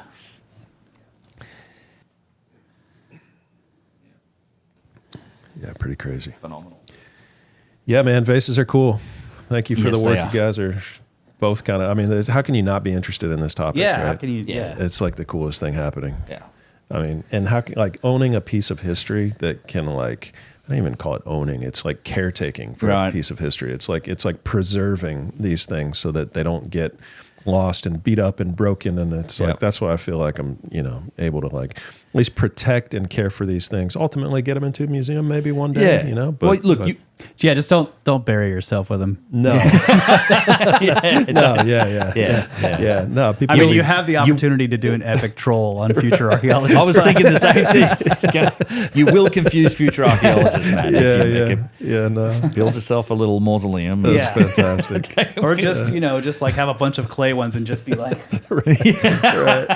I'm gonna make a pyramid of like I don't even know, bricks in my backyard or something. It's gonna be great. But this, this other thing, this is so heavy. Can you imagine? Your mom hands this to you as a kid and says, "Go down the mountain and get this full of milk," and you're like, "Kid's not making it back. It's not full yet. It's already right. It's got to be for something else." It's not super practical. No. Man, this is amazing. They're phenomenal. Yeah. And look, it's not like you're sharing them with the world. Like you're letting people like me document them, and you're putting it out there, and we're getting scan results. You're doing more with them than museums are. Like, for sure. These guys, I mean, you can maybe look at a museum catalog and they'll show you a picture of it, and they'll talk a little bit, have a little bit of writing up about it. But man, there's actual research happening on these vessels. Like, they're getting scanned, they're getting analyzed. You're letting people come and look at them and touch them, which is a super privilege. And you just, museum, unless you've got all the credentials in the world and you're hired by a university or whatever, they're not going to let any, regular people do that. Or just independent researchers certainly do that. It's very difficult. There's a few exceptions, like the Petrie Museum. If you go through the hoops and hurdles and get yourself a research appointment, you can try and do that. But I think you're setting an example for what proper, like, stewardship in this day and age is for these sort of artifacts. Let's analyze them. Let's learn about them while we can. That's great. Yeah, for sure. My wife thought I was crazy, and still pretty much does. But yeah, I think she gets it a little bit more now. And like, again, how, like, Graham Hancock's coming on the show. I got to think the vases have something to do. Yeah, he's gonna love it. You coming on the show for the first time with like 0 subscribers, 0 channel, but you got some vases. Yeah, I'll come talk to you. Oh no, I was. No, I'm kidding. I'm kidding. Yeah. But I mean, I feel like that, like, it all kind of came together and clicked really well, and it's now a reason why people want to come down here and have a chat. It's a once in a lifetime. Like, it's a freaking cool. It's an opportunity. If you're interested in this and you get the invite, I mean, like I said, it is a huge draw. It's phenomenal. Like, I always, I love the chance to hold it. And still, really, this is really the only complete artifacts that I've had. Adam's vase and stuff like that. But it's these private collections are the ones that if that's what we can work with right now and analyze, that's what we're doing. Hopefully we can stir the pot and push it into more institutional organizations and museums that do have access to them. Maybe this is why this topic's getting more and more popular. I'd love to. I keep reaching out, and if there are museums out there that are interested or willing to work with, we can certainly connect with the people to do scanning and all the rest of it. I mean, we can make it happen. I wonder if you could do some kind of deal. Like, you find a museum that has some that you want scanned, and you say, okay, so I have this enormous private collection. and I can like, you guys can show it for a while as like, private collection, Matt Bell or whatever, in return for scanning some of your vases for provenance. You guys can show my collection for a month or whatever. That'd be cool. I mean, that could work. I don't know. Yeah. Yeah. You have one of the better, this is now easily one of the best collections anywhere, right? It's phenomenal. Yeah.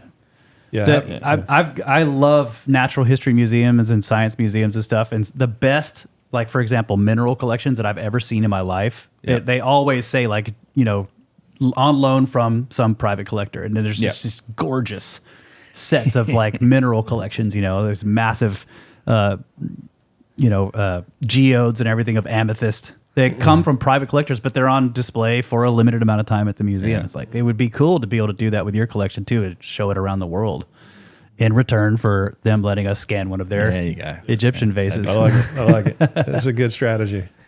Cool, man. Yeah. Any final closing thoughts on vases from you guys? Or can I have one? No. Asked and answered. Yeah, very good. I'm gonna try every time. You can have a 3D print of one though. Right, we'll get you some prints. Yeah, that was great. That was a reaction. I'm sorry. Let me contemplate that for just a second. No. Still no. But the 3D printing thing is an interesting topic. Are you still getting a ton of requests for like people to buy these 3D printed ones? Yeah. I mean, it's people want to print them. I've got the ability to do it, to sell them, and to like easily stand up a website, and it's like it just would be another thing to do. It would be like another business, and so I mean, I'm open to it. I people on my site have requested it. Praveen Mohan is going to come out and do a documentary on him. I mentioned to you guys last night. So there's going to be, I think, some interest. And my concern is keeping up with the demand. Like, I don't think I could play. Yeah, I mean, I get endless requests for people to buy it. Like, can I buy a 3D printed version? I'm like, in my opinion, it's not my data to sell. Like, these aren't my vases. Adam's vase is the original one. Yours, the thin-walled one, the other one. Adam and you have both been generous enough to share like the STLs for people that want to print them themselves, and there's lots of people that do. But I get tons of requests for people that just want to be able to. They don't have access to a 3D printer or whatever, or they just want to buy one. And I can tell you what, they were a big hit at the Cosmic Summit when we were giving them away. People love them. I mean, you were kind enough to print like a copy of your collection essentially for me, and I have it on my shelf there. It's phenomenal. It's a great thing to have. I mean, people even ask me to sign the damn thing. Yeah. So it's very strange. I'm like, okay. That's cool. Little do you know, my handwriting is terrible. Right. Especially on a round face. BVK. That's what I should do, like I'm smudging it because I'm left-handed. Like, there you go. But, I do get the request a lot. I mean, yeah, sure. I don't know. See, it's just another thing to do, I guess. Yeah, I guess. I think ultimately I'll probably cave and do it, but it's just a question of like, okay, when am I going to have the courage to actually turn on a website and like let the orders kind of start come in? Because then it's you almost have to start. I think I'm going to have to hire somebody to. You probably would. Yeah. So, but anyways.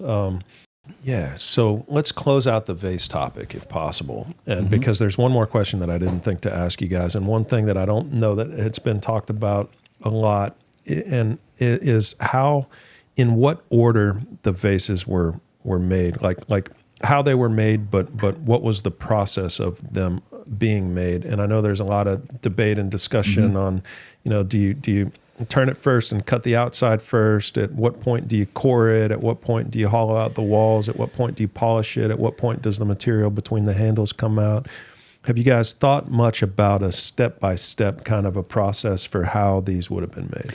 Yeah, and it is something that I have discussed with Chris Dunn and machinists who would, I think have a better idea than me about how this was done. And from my understanding, I think probably the first step you're going to do is if you can take that block of, say it's a raw block of stone that's been quarried or whatever that you're going to make a vase out of.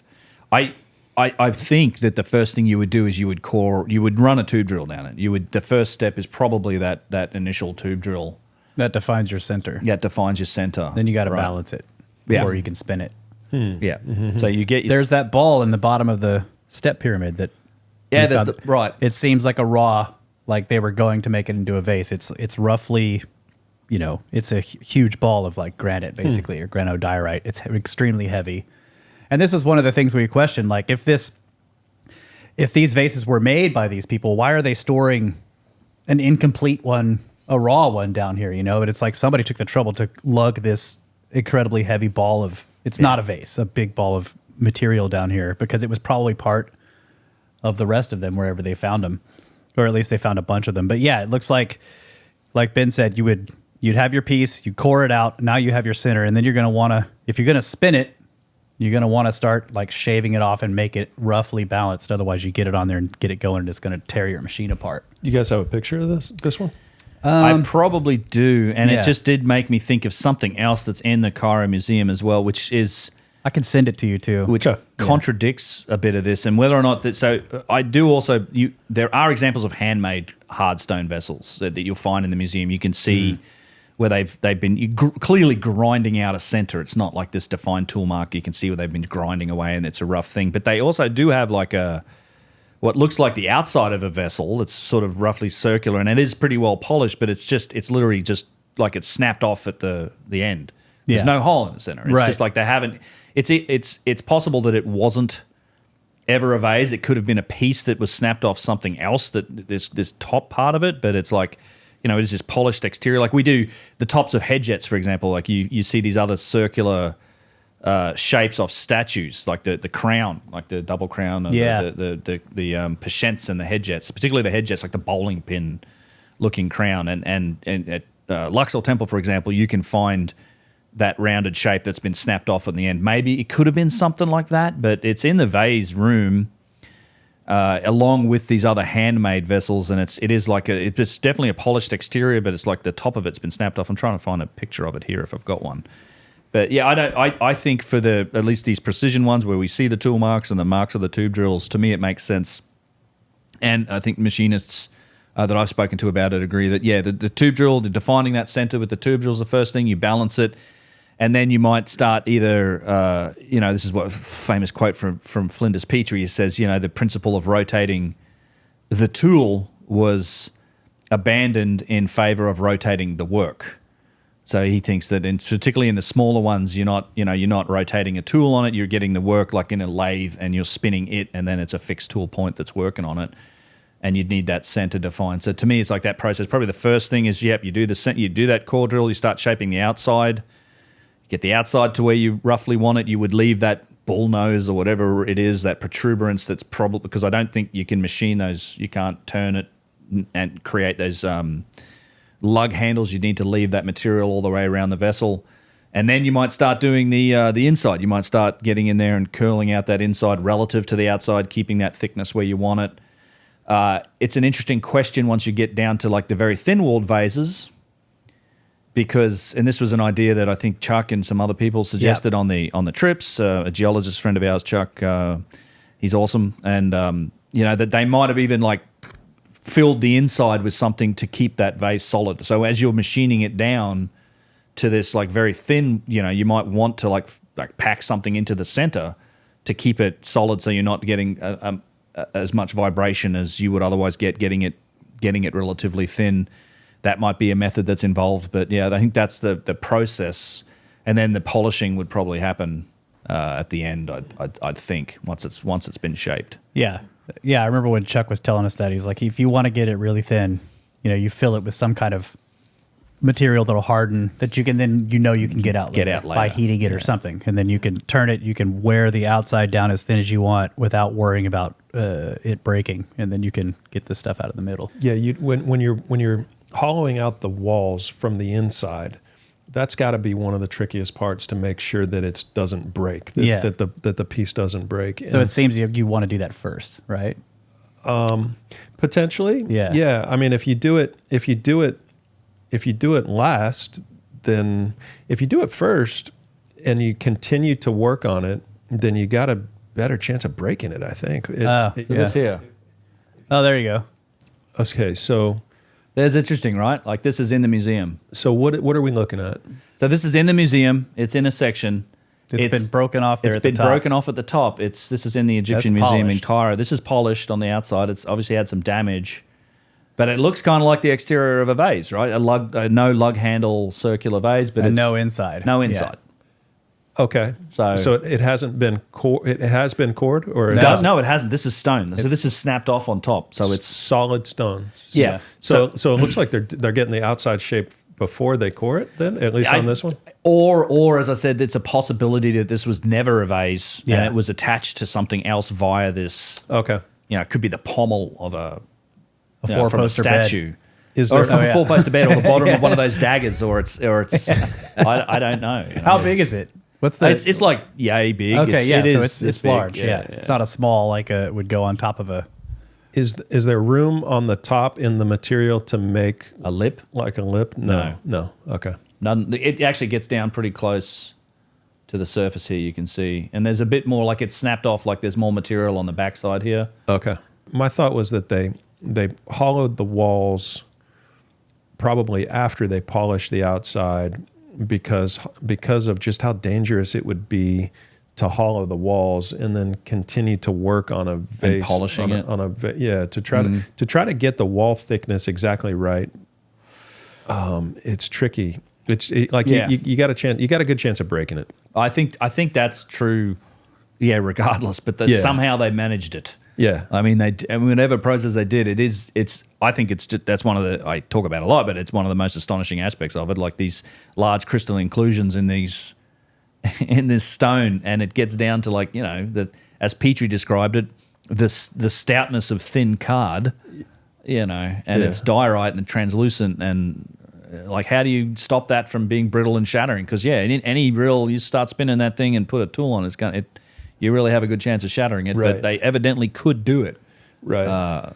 That's why I think it's interesting that it's. I see what you're saying, but at the same time, I understand what Chuck was saying. Chuck has done a lot of stone cutting. He's a jeweler. He cuts gems.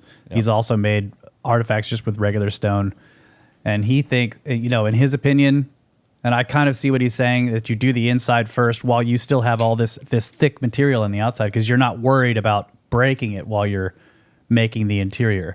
And then when you mount it and you're spinning it to make the outside, now you have a much stronger fixed tool. It doesn't have to go in and bend. Yeah. The tool is, so it's going to be more precise, and you can carefully work that material off the outside and get it thinner and thinner and thinner. Yeah. And you can see what you're doing as well. If it's being lathed, which is hard to say with some of these, with the way the lugs are, they've got this outside curve on them and stuff. I mean, it's like, I just don't know if lathing is what happened at all. Me either. Yeah. Mm-hmm. Yeah. Mm-hmm. It could be some process we don't understand. Yeah. I mean, this is, these are handmade.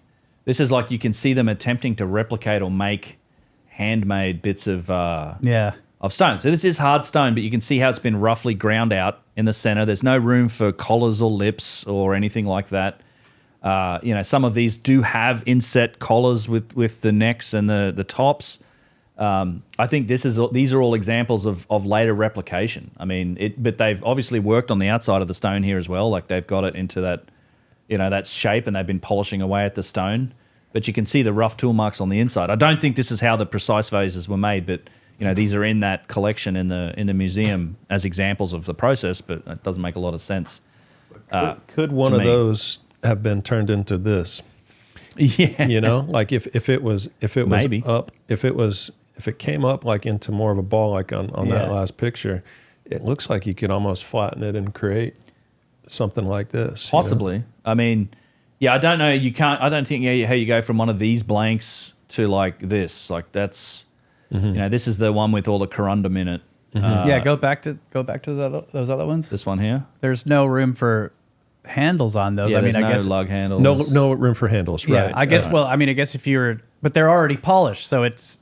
Well, look at the. You're not going to polish this like one. that if you tend to wear a bunch more material off there to leave room for handles. And this one is like not round. See the divot at the stone. I mean, it is that nice porphyry or diorite with the big crystal inclusions has been polished. Mm-hmm. Yeah, but the center's been hacked out. It almost looks like that thing's hollow too. I can't tell if that goes all the way through. The center. It does look like it. Yeah. Well, they did make those. This one too, actually. What were they called? This is like ring. Yeah, they're rings. Yeah, mace heads. Mace heads. Oh, yeah, too. like a Yeah, the mace heads, right? The diorite mace heads that are all pre-dynastic. They're like flattened out. Yeah. I don't think. I No, don't so think you're just they have holes in the polishing center it or with the not. blood of your enemies. Right. Exactly. Right. Yeah, yeah. I've been paying a lot more attention to the other stuff that isn't necessarily high precision lately. I've been looking for like this sort of stuff where your alabaster pieces. Yeah. This is handmade, beautiful, but clearly handmade from a softer piece of stone.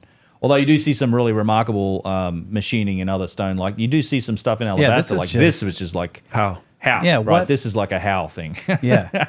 And why? Why? You got some of the really tiny ones, the thumbnail I do, size. yeah. Yeah. No, really. Like how? Yeah. Well, I don't know is the answer. Like, I get There's that a also, lot. there's also sets where there's two of them sort of connected, and you start to wonder how did they do that? Right. Yeah. Where's the 22 trip? Yeah, I'll find the. I know I have the little thumb one in. Look how here. organized he is. Look at that.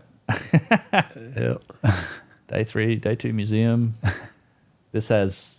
I do love this picture of Carl, by the way. Oh yeah. It's cool. Yeah. You see that flint blade? That's flint napping. Yeah, yeah. That's some mastery in flint napping right there. Yeah. But yeah, I have the. So this is like the little Yeah, the little bitty ones. tiny, little itty bitty ones. Look at this. I mean, They're, That's crazy. this is like green tourmaline or something. It actually it lights up. It's like a bright, vivid green under a light. In the handles go bottom left to top right. On you can tell they're slanted a little bit. Yeah. Yeah. On that one and the one on the. I mean on a lot of them. On not most of them, but on a lot of them they do slant bottom left to top right on both sides. So people ask like, well, if you extended the lines out, where would they meet? Well, if they're both going top left and bottom right, they never meet. They never meet. Yeah. Yeah, you can see with a bit of light on it how it's translucent. Yeah. And it's like a not jade, but I think green tourmaline might be the material. I mean, you have other stuff which is really interesting from a machining perspective. Stuff like this. There's a quartz crystal gourd, or little vase, like a long-necked vase, like a gourd. You also see these made from obsidian. Of course, it's next to flint knap stuff. Sure. Makes perfect sense. Yeah, totally. Yeah. Yeah. And then they have some really nice, smaller pieces like this. Yeah, those are nice. Like yeah. it's like, here's a replica, right? That's here's, painted. Here's an original. Yeah, it's been painted and Yeah. chipped. It might, I don't know if it's pottery or something. It might be pottery, that one.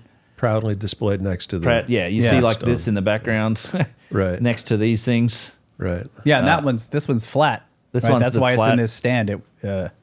It's like a flattened. It's like the one that you have over here. Yeah. And then this one, there's a couple like this that are like almost, I think, bang on for the OG, the Adams vase, the first vessel, and a lot of yours actually have that similar shape. Same shape. Yeah. You see the same shape, and I keep comparing it to the same shape types that we see in the museum. I think I have more photos in this one of the vessels. Yeah. So yeah, and then this is the later Yeah. iterations of alabaster work, clearly handmade.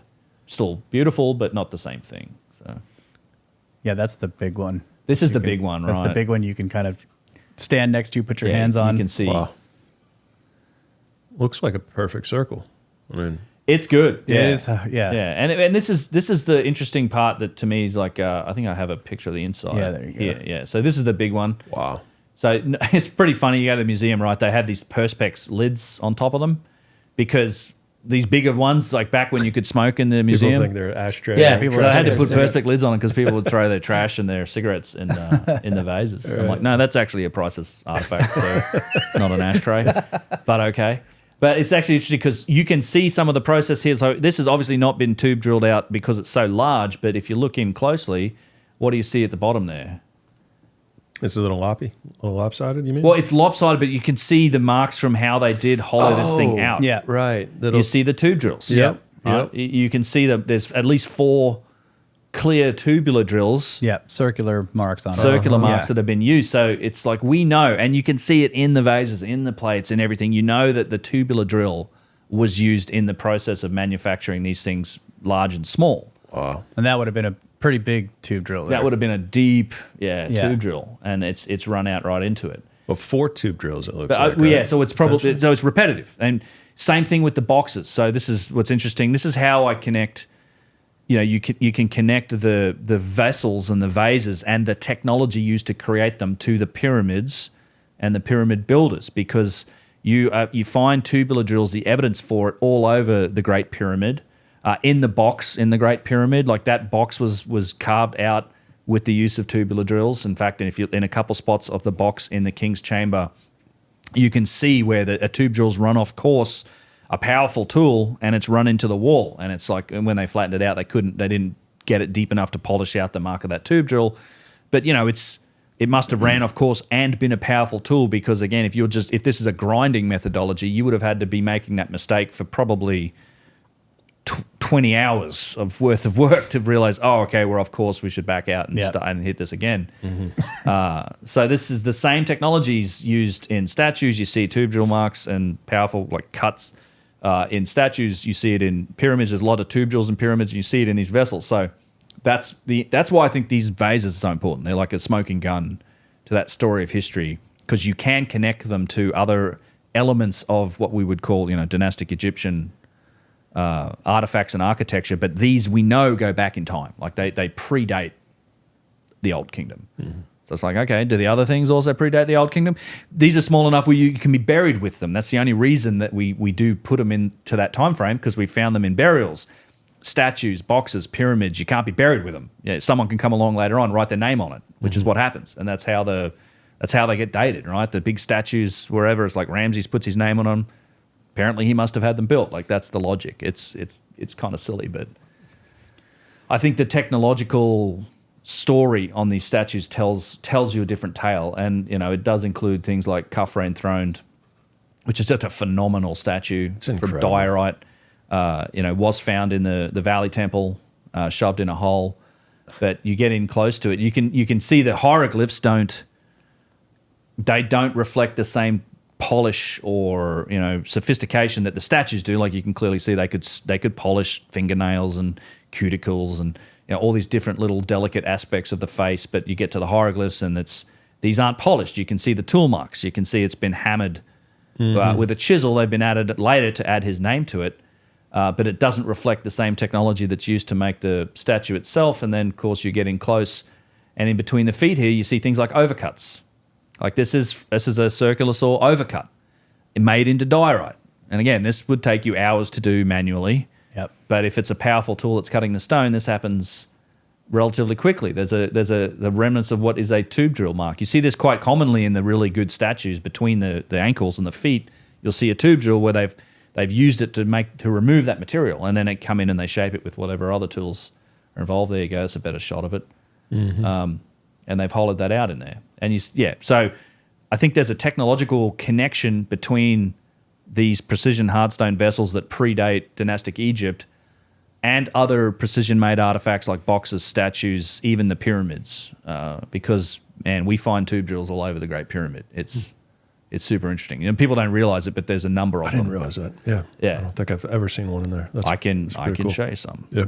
We find tube drills also on kind of artifacts that are just not understood. No one really knows what like the Hotep, this massive white calcite object that's in front of Abu Ghraib. These huge tube drills into that, so it's connected there. And then there's the other, what are those things called?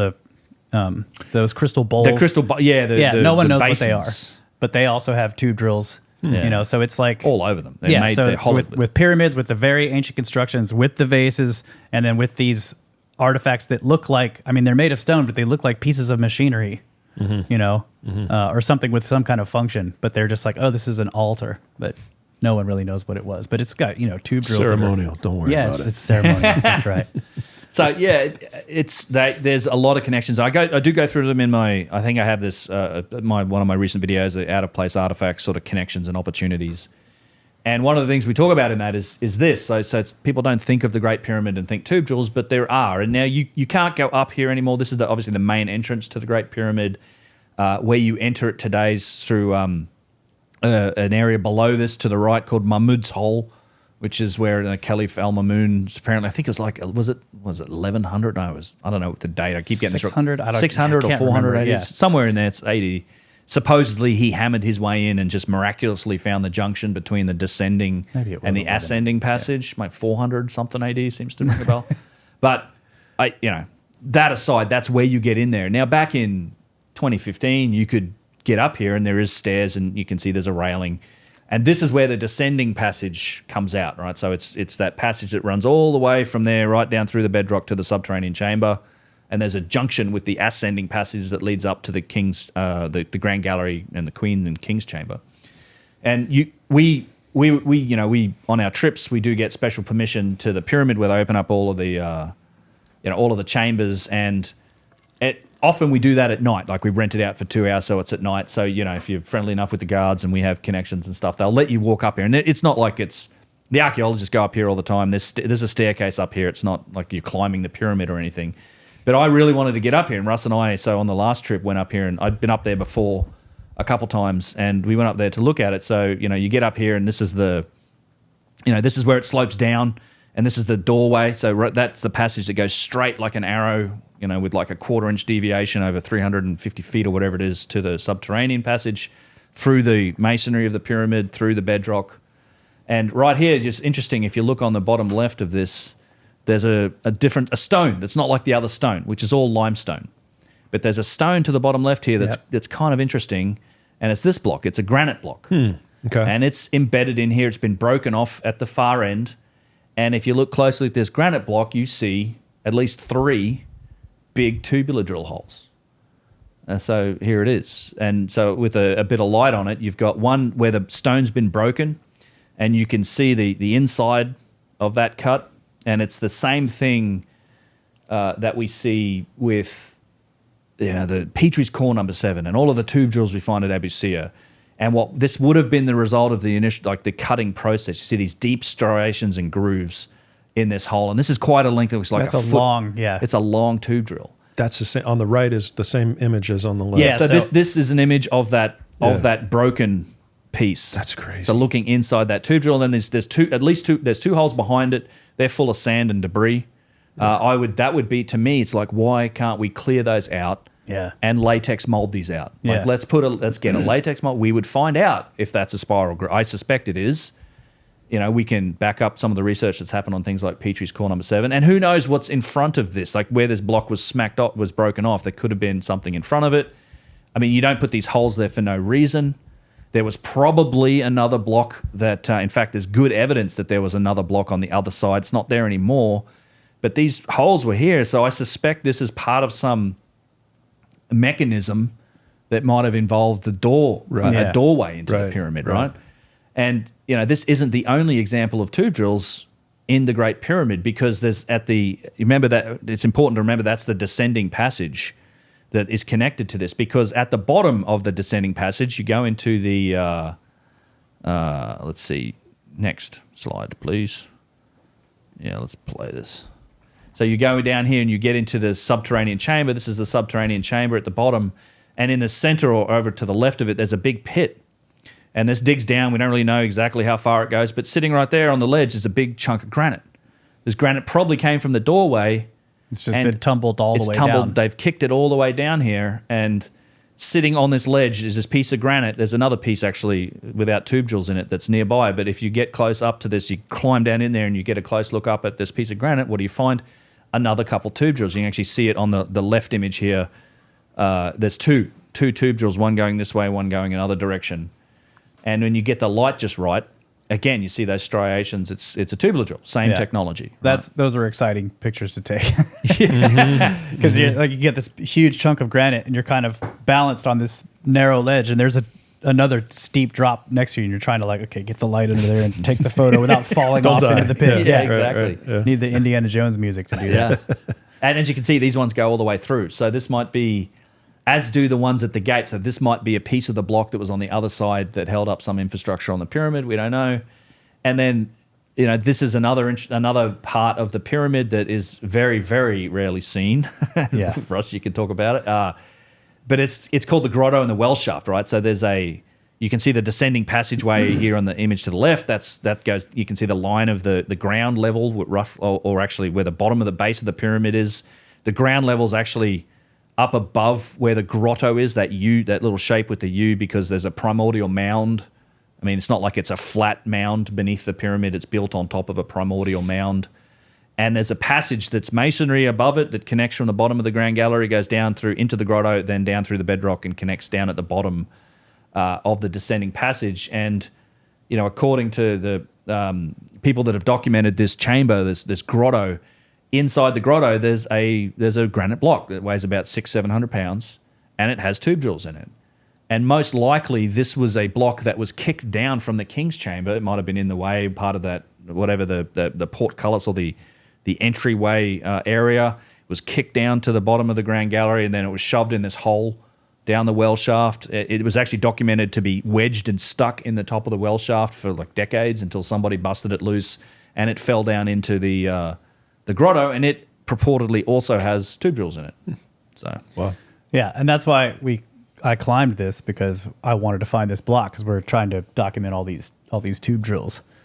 But this grotto part, this opening here, as you can see if you look at this diagram, the well shaft itself, as it goes through the grotto, is encased in blocks, and that's right before you get up to the bottom of the Grand Gallery. Well, now there's a huge hole broken through that set of masonry where presumably somebody shoved this granite block through. Yeah. But this open area of the grotto, it's showing you there, like you see the upper part. There's kind of a faint circle just above the block.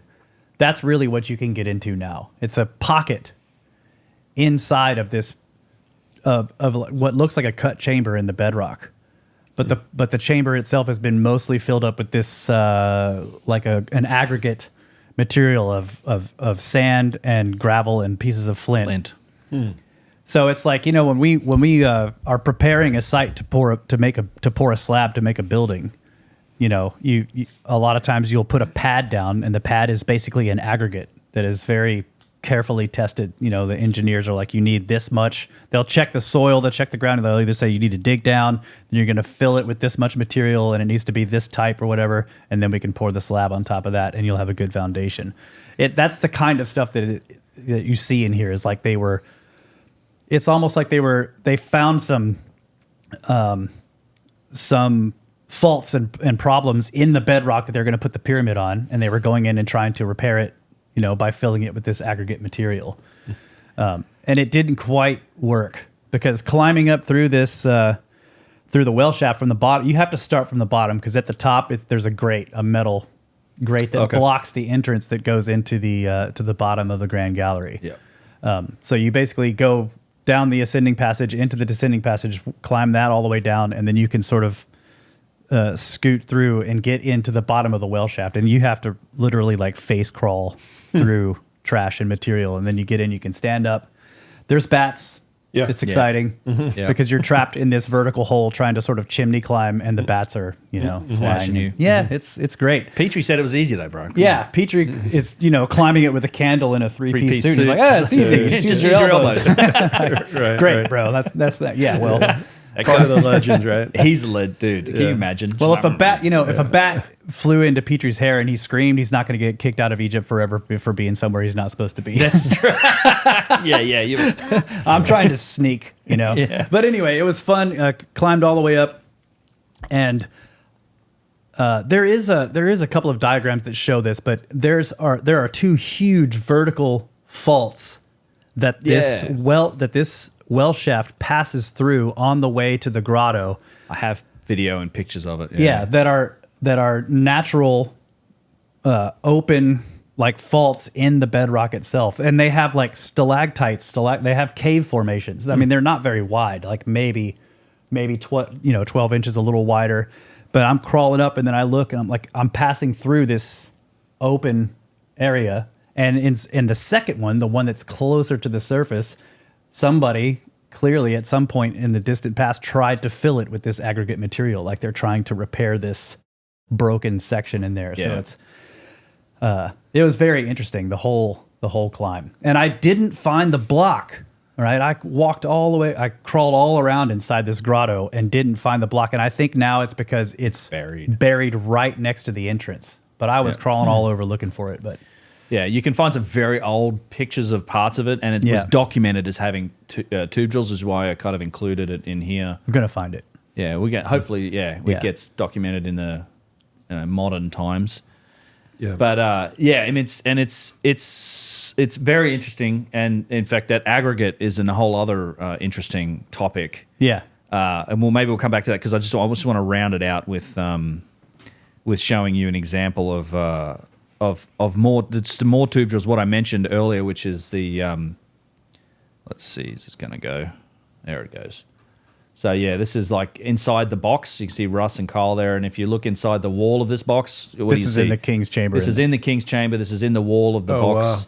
and you get the light underneath that thing, and it's very obviously a tubular drill that's been run into the wall of the box. There's actually 2 marks like this.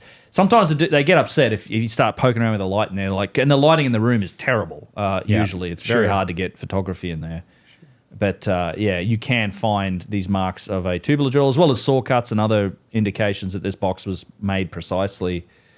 But evidently, the tube drill was part of this, right? So it's a connection in my mind to the vases, to the time frame of the vases, and that just the technology used to create them. So that tube drill was inside of the sarcophagus within the King's Chamber of the Great Pyramid. So in the inside wall. Yeah. Because you got to think about how do you cut that out? How do you hollow that out from a single block of granite? Right. It's the same way we'd probably do it with wood today is you either drill or you would tube drill. Yeah. It's the most efficient way that you cut it down, you snap it off, you remove that material. So that's how they hollowed out the box of the King's Chamber is just tube drilling. Yeah, it's plunge cuts. Plunge Yeah. cuts. Yeah. And then they, you obviously then you've got to like shave down the edges and make your finished surfaces, but just that bulk material removal process, that's a tube drill. Like in a lot of, it's like the function of tube drills. They're not decorative. They're either a lot of times they've probably been used for door hinges. A lot of times they're inset into something. So maybe there was something that was like a metal piece that was stuck in there. Or it's used as a bulk material removal in areas where you can't make straight cuts to remove other material. You have a picture of the one with the plunge cuts that probably had the latch, the box that's in the museum. It's got a bunch of the small one because that shows so you can see they plunged it out with multiple. Now these are small, right? These are like half inch maybe. So yeah, this is like they go and they go right up to. I mean, we found recently what's probably the biggest one I've ever seen. In fact, it's the next slide. So these are about half-inch tube drills. In the lip of a box, there's actually 2 little cutout sections where they were cutting material out with a small tube drill. It's overlapping. Like they're not trying to. This is just material removal. And then they do get quite large. Yeah, so that one is. This one is insane. Wow. So top right. This is what I previously had thought was the biggest one. It's probably 9-10 inches in diameter. It's in a quarried block. So again, you see this a lot where you see half a hole. It's because somebody's come along and they look for I think the quarriers and the recyclers of stone. They look for blocks of stone with tube drills in them because it's like, okay, we know the stone's weakened on that axis, the axis of the tube drill. So they go in behind it and they'd make their notches and they'd hammer their wood in or they'd hammer their flint in, they'd wet it and then they'd keep hammering and in an attempt to split the stone along the axis of the tube drill, which is exactly what happened here. You also have a box that, man, I only have a couple of pictures of this one in the bottom right. It's disappeared from the museum as of 2020. I didn't find it, haven't seen it since. I hope it's in the new museum when that opens. But it's been made with 4 giant tube drills. And then there's this other one, right? This huge tube drill, which it's interesting because it's at Karnak. And Karnak Temple is the world's biggest sort of ancient temple complex. It's massive. I can't remember how many acres that site is. It's humongous. And in the center of it, it's like it's all the sandstone hyperstyle halls and these big pylons that have been made by definitely in the New Kingdom. Ramses, these guys did that. But as you go out towards the edges, you actually can find these giant pylons and gates that are made from solid granite. And well, this is all blocks of granite. This whole thing, this is one right at the very end of Karnak. You can't normally get out there, but we get out there in our group. And when you look right up in the top corner at that block that's over the span of this thing, there is a gigantic hole in this thing. This thing's 24 inches in diameter. Yeah. And it may have been a hinge for a giant set of doors. Wow. Is probably my guess. Wooden doors? How do you make that hole? Yeah, I don't know what the doors were made of. Yeah. Wooden doors encased in bronze. I mean, who knows? But it's probably 30, 40 feet up there, something like that. Yeah. It's just a big. It's a huge gate. What kind of a tree would make a 30-foot wooden door? I don't know. Who knows what the door is made of? The infamous giant cedar trees of Lebanon. That's right. Yeah. Yeah, and there's granite spans. There's like beams spanning this thing at the top. Yeah. Unbelievable. And it's, this to me is a good indicator. Like, I think in places like Karnak and Luxor, I think their history is a lot longer and more complicated than we get told, right? We get told these are New Kingdom constructions, but you go to the center of them and you can find strong evidence that this place has been rebuilt. Like, there's a granite core to it, like the obelisks and the statues, and there's a granite, this megalithic work that's exactly like what you see in like the Valley Temple and the Old Kingdom stuff. And even at Karnak in particular, there's where they've pulled up floor tiles, they'll find lower layers of column bases, and where clearly something else was here, it fell down, got knocked down, whatever, and they rebuilt it. And they've been trying to replicate it, and they built things from sandstone in the center, but maybe this was something that was still standing, made from granite. So I think these sites have been around for a long time, and they've just been rebuilt on top of, and that material's all been recycled and reused. I mean, it's all over the place. So It's crazy. Yeah. So it's cool. And we see that tube drill's an interesting one that connects back. It's crazy to think about how big some of the stuff is that they built. I mean, you're talking like the Ramses statues, that door, the foot of the statue that you talk about. The statues are like one of my favorite topics too. Yeah, the giant statues are it's incredible. What? How did they build the pyramids? How did they build the Great Pyramid? This is your question. I've heard the one that I heard recently that I just watched a video on was the ramp theory, the internal ramp theory. You guys are obviously ramp familiar. that goes around. Yeah. So that one kind of made some sense to me. But what do you guys think? Who the hell knows? Well, I mean, a big part of it depends on what equipment do you have to begin with, my dad was in construction for a long time, in commercial construction. So he was building high rises, huge like UPS warehouses, stuff like that. So he's all the steel erection and concrete. So he's very familiar with, lifting very heavy beams way up high to put it on the 20th floor and weld it in and bolt it in or whatever. And we talked about this endlessly with him, like, how do you do this? And he said, well, first of all, no crane in the world can boom out that far. Like once you get the levels up high, you're not going to be able to boom. The center of the pyramid's way out there because the base of your crane's got to be on the ground, and you're not going to put a 2-ton block on there and boom it way. It's going to fail. So, but we in modern times we tend to, like, you have the job, and if you have unlimited funding, which happens sometimes, basically like you need to build this dam. It's in a very difficult place to work because it's in all these cliffs or whatever. You basically have to build the machinery you need to make that particular structure, and that's it. Yeah. Then you dismantle everything when you're done, right? So the tools are one-time use. But so I think a lot of the ramp stuff, and we do see this at Karnak when you first walk in, you're looking at dynastic, like New Kingdom work, and you see remnants of mud brick ramps that are still up against the pylons. Sandstone pylons. The sandstone pylons, because that's how they got those sandstone blocks up there, and that the ramps have never been fully dismantled, right? So I think the outside. It's on the inside of the temple. Yeah, I can show you a picture of it. Yeah. I'll Okay. keep talking. I'll look it up. But it's like I think, when you're asking how, like, a lot of people are trying to figure out, how do you build this structure with the lowest level of technology possible, right? So yeah, once you start talking about building giant ramps, either a long straight one or one that circles around, this is about using manpower to drag blocks up high, but if you have tools, you don't need ramps, So I just don't know. I tend to think like, yeah, I mean, it's a significant logistical challenge. I mean, so the individual blocks in the Great Pyramid, on the outside at least, the superstructure, you're talking, even some of the big casing stones, 3, 4, 5 tons maximum kind of deal. But the inside, like the granite structures on the inside, there is 2,500 tons of granite that's been put into the central granite structure in the Great Pyramid. Yeah. And it's made up of 70 to 80 ton granite beams that are in the center of the pyramid, and they're like 150 feet off the ground level. yeah. Like, that's insane. And some of them, like the beams that go across the ceiling, you're not getting those around the corners of any ramp that goes. Yeah. They're too long. You're not gonna. Yeah.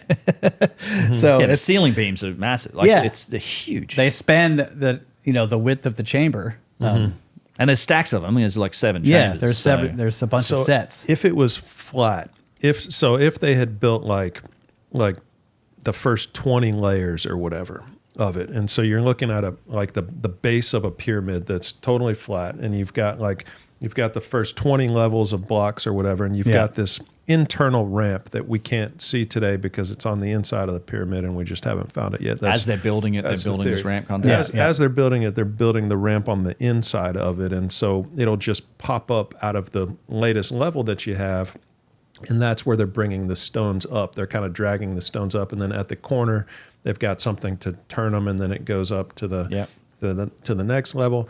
And the thing on this theory was that the Grand Gallery was used counterweight only to lift those 70 massive granite blocks up that you're talking about. They were lifted up through the Grand Gallery and then placed above the sarcophagus of the King's I've heard that theory, and it's an interesting one. I mean, there's a lot to the Grand Gallery that suggests it was functional, right? One of the mysterious parts about it is the notches. As you go up, it's like these notch things. So you do look at it and think, okay, was there something moving up and down this? I don't know that explains why it's corbelled. If you're just using it as a pulley system, I don't know that you need to corbel it. I think there's other explanations for those notches, like Chris Dunn talks about these potentially being the holders for frameworks to hold Helmholtz resonators. It's an interesting theory. Even if you're using it to pull those blocks up to that level, you still then have to lift those 80-ton beams up way above the Grand Gallery because that structure extends far. I mean, the King's Chamber starts at the top of the Grand Gallery and it goes way up from there. So you've still got a logistical challenge of like lifting them up much, much further.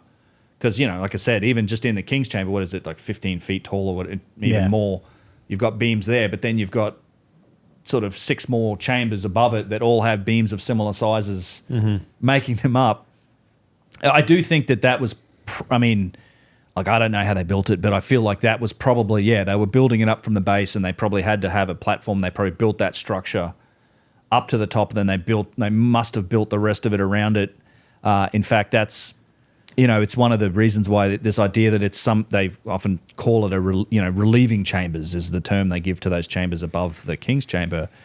And it actually is nonsense because at the very top of the King's Chamber, there's 2 big chevron-shaped limestone blocks in the ceiling, and those don't actually rest on that granite structure at all. They rest on the surrounding masonry, the limestone, that's packed in around the King's Chamber. So in effect, you've actually got a granite structure that is freestanding inside the pyramid. Like the weight of the pyramid is not pressing on that structure at all. It's actually held up, and the void, that space is supported by the surrounding masonry. So the chevrons distribute the weight above the King's Chamber off to the masonry on the sides. Okay. Yeah, not onto the King's Chamber. Yeah. So there'll probably be some pressure this way. Yeah. But this is an interesting idea to me because it's like, well, they needed that thing to be free because maybe there was some resonance or it's vibrating. They wanted it to doing ring. Something. Yeah. Wanted it to ring. I don't know, but it's I haven't. I mean, there's lots of theories. It's interesting too because they thought they were relieving chambers because they're like, oh, okay, they're trying to. This is to distribute the weight off the top of this flat ceiling of the top of the King's Chamber. But now we know that's not the case. So what are they for? Right. Yeah. Right. So now you're like, okay, so it isn't for relieving the weight, and yet we still have this strange looking stack on top of the King's Chamber, all made out of granite, which would have been incredibly difficult because it's beams. Yeah. That have to go all the way down this enormous chamber, and then you had another set, a bunch of beams, and another set, a bunch of beams, another set, a bunch of beams. Yeah, and why would you do it that way? It's not really a relieving chamber. It's might not really be a King's Chamber. Yeah. It might not really be a Queen's Chamber. Yeah. I mean, they're just all misnomers. Yeah, exactly. No king or queen, right? Yeah. or relieving, have been found. Right. No relieving kings or queens. Yes. Yeah, I used to call it like upper chamber, lower chamber, subterranean, but it's like people know it as the King's. People know it, and then I got tired of saying the so-called King's Chamber. It's the whatever. We call it the King's Chamber. Yeah. But and it's interesting too. Those chambers above it. I mean, the ceiling. Like, so we're in those. I've never been up there. I'd love to. I know they're up there at the moment. Actually, they're doing stuff. Like they've been doing stuff. They're looking for that void. Yeah, they had a set of several ladders duct taped together, laying on the side of the Grand Gallery. Yeah, they were on the like, can we get that, stand that up and go up there? And no, you can't. Yeah.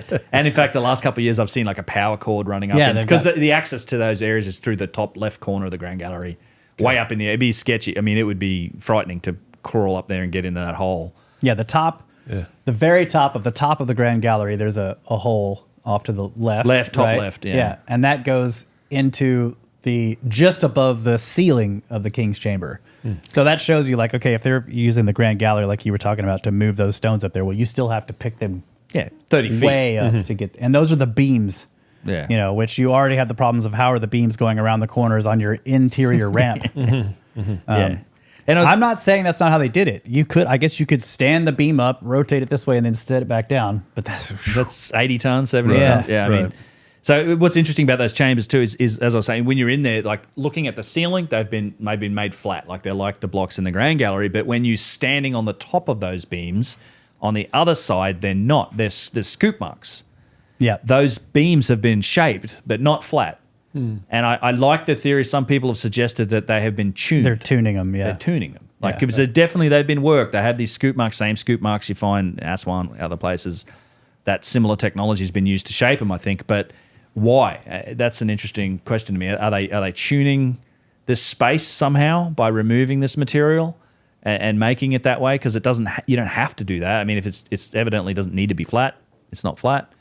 But yeah, the upper side of those, as you're standing on them in the next chamber up, it's like they're definitely scooped out. And I don't know, it's a giant mystery. You could speculate all day about it. Yeah, for sure. The block is it the block that goes over the entrance when you're coming in to the King's Chamber? That thing is enormous. Oh yeah, the one big Yeah. cubic, like the huge one above that spans the entrance. It spans the entrance. Humongous. It's massive. And then of course when you're in there and you look up and you see those beams and some of them are cracked like all the way through, that's a little scary. It is, yeah. Yeah. Well, they put those little bits of plaster. Yeah, on that's them. right. They're holding them together with that bit of plaster. A little bit of plaster with a couple of screws to make sure it doesn't.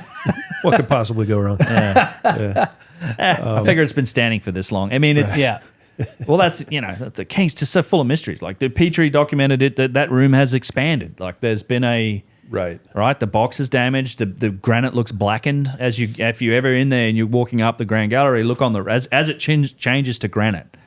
Like there's a passage as you duck down to go in. There's a passage off to the right that's a Cavilia's tunnel. There's a gate there. I've never been in there. I was fascinated by it, but it's sort of a cut tunnel that Cavilia cut that goes in behind the wall of the King's Chamber. I think he was looking for that to see if there was another chamber behind it because there's one block in there that's not non-load bearing that looks like it could have been a door or something. But you can see the granite as it goes in here, and the color changes. So it goes from this pink granite to, as you come out towards the Grand Gallery, it's like changes to this dark blackened granite. Like it's almost like it's been like burnt or something, right? And then Petrie documented that whole room has expanded like an inch, as if there was like an overpressure event of some sort or something made it like go out. And if you had it's 2,500 tons sitting on that structure. Right. And an earthquake would pull things in, right? It wouldn't. Well, it would shift. An earthquake might shift it in one way or the other. I don't think it really explains an expansion in pretty much every direction, which is what Petrie had found. That earthquake you would resulted, like you would see that blocks have been separated a little bit in their joins, and it's like it's strange. Yeah. The other thing, and you might have noticed this when Ben was showing the entrance, you saw those chevrons, right? So those are the same principle. Those huge chevron blocks above the entrance are sort of distributing the weight of the pyramid above that off of the top of the descending passage and the whole doorway mechanism there, whatever that was. But also, all of the blocks in that it's like an entire separate structure. The passages, the ascending descending passage, the Grand Gallery itself, and the air shafts, if we can call them that. Those are separate structures that move through the core masonry, and those blocks are tilted. So if you look at that picture, the blocks that make up the structure of the descending passage are angled at the same angle as the passage itself. So you're laying out these flat courses and stacking them up. But wherever you've got the air shafts coming up from the Queen's Chamber, coming up from the King's Chamber, where the Grand Gallery is, and these ascending and descending passages, you have these diagonal structures of blocks, right, that are tilted at the same angle. Like, see how the blocks are are all down here. Oh, We're looking down, and the blocks are at the same angle, going downward. You can see on the right, like where there's an upright block, and see how the angle changes, and the blocks, because this whole thing's angled down in. Wow. Angled down in, yeah. So that whole passage is surrounded by blocks that are at the same angle as the passage. So then they have to be keyed into the core masonry. You don't want this whole assembly sliding down into your, or like sliding towards your whatever the chamber is at the bottom. Same thing with the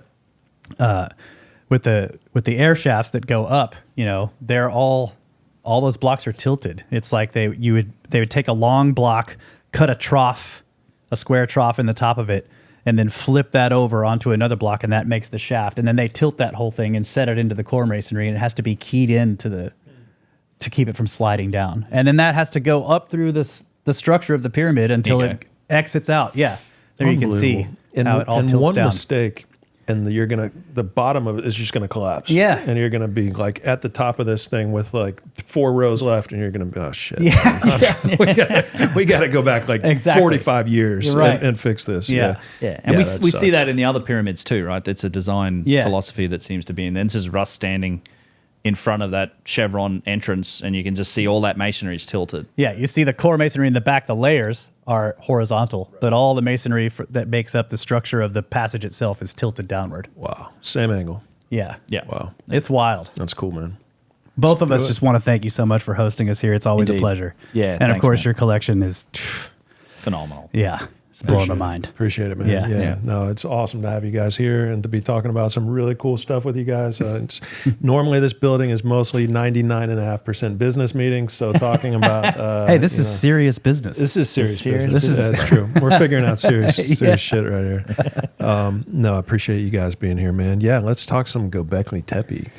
Yeah. So we've gone once. We're going again. We're setting up another Turkey trip for next year. Yeah, next April-ish. year. Hopefully. Yeah. Hopefully April 2025. We got a basic itinerary worked out. This time we're going to try to get to the Cappadocia region to see the underground cities, Darren QU. Oh, wow. And the Phrygian Valley, which has some other structures, and also cart ruts. I really am fascinated by cart ruts. Yeah.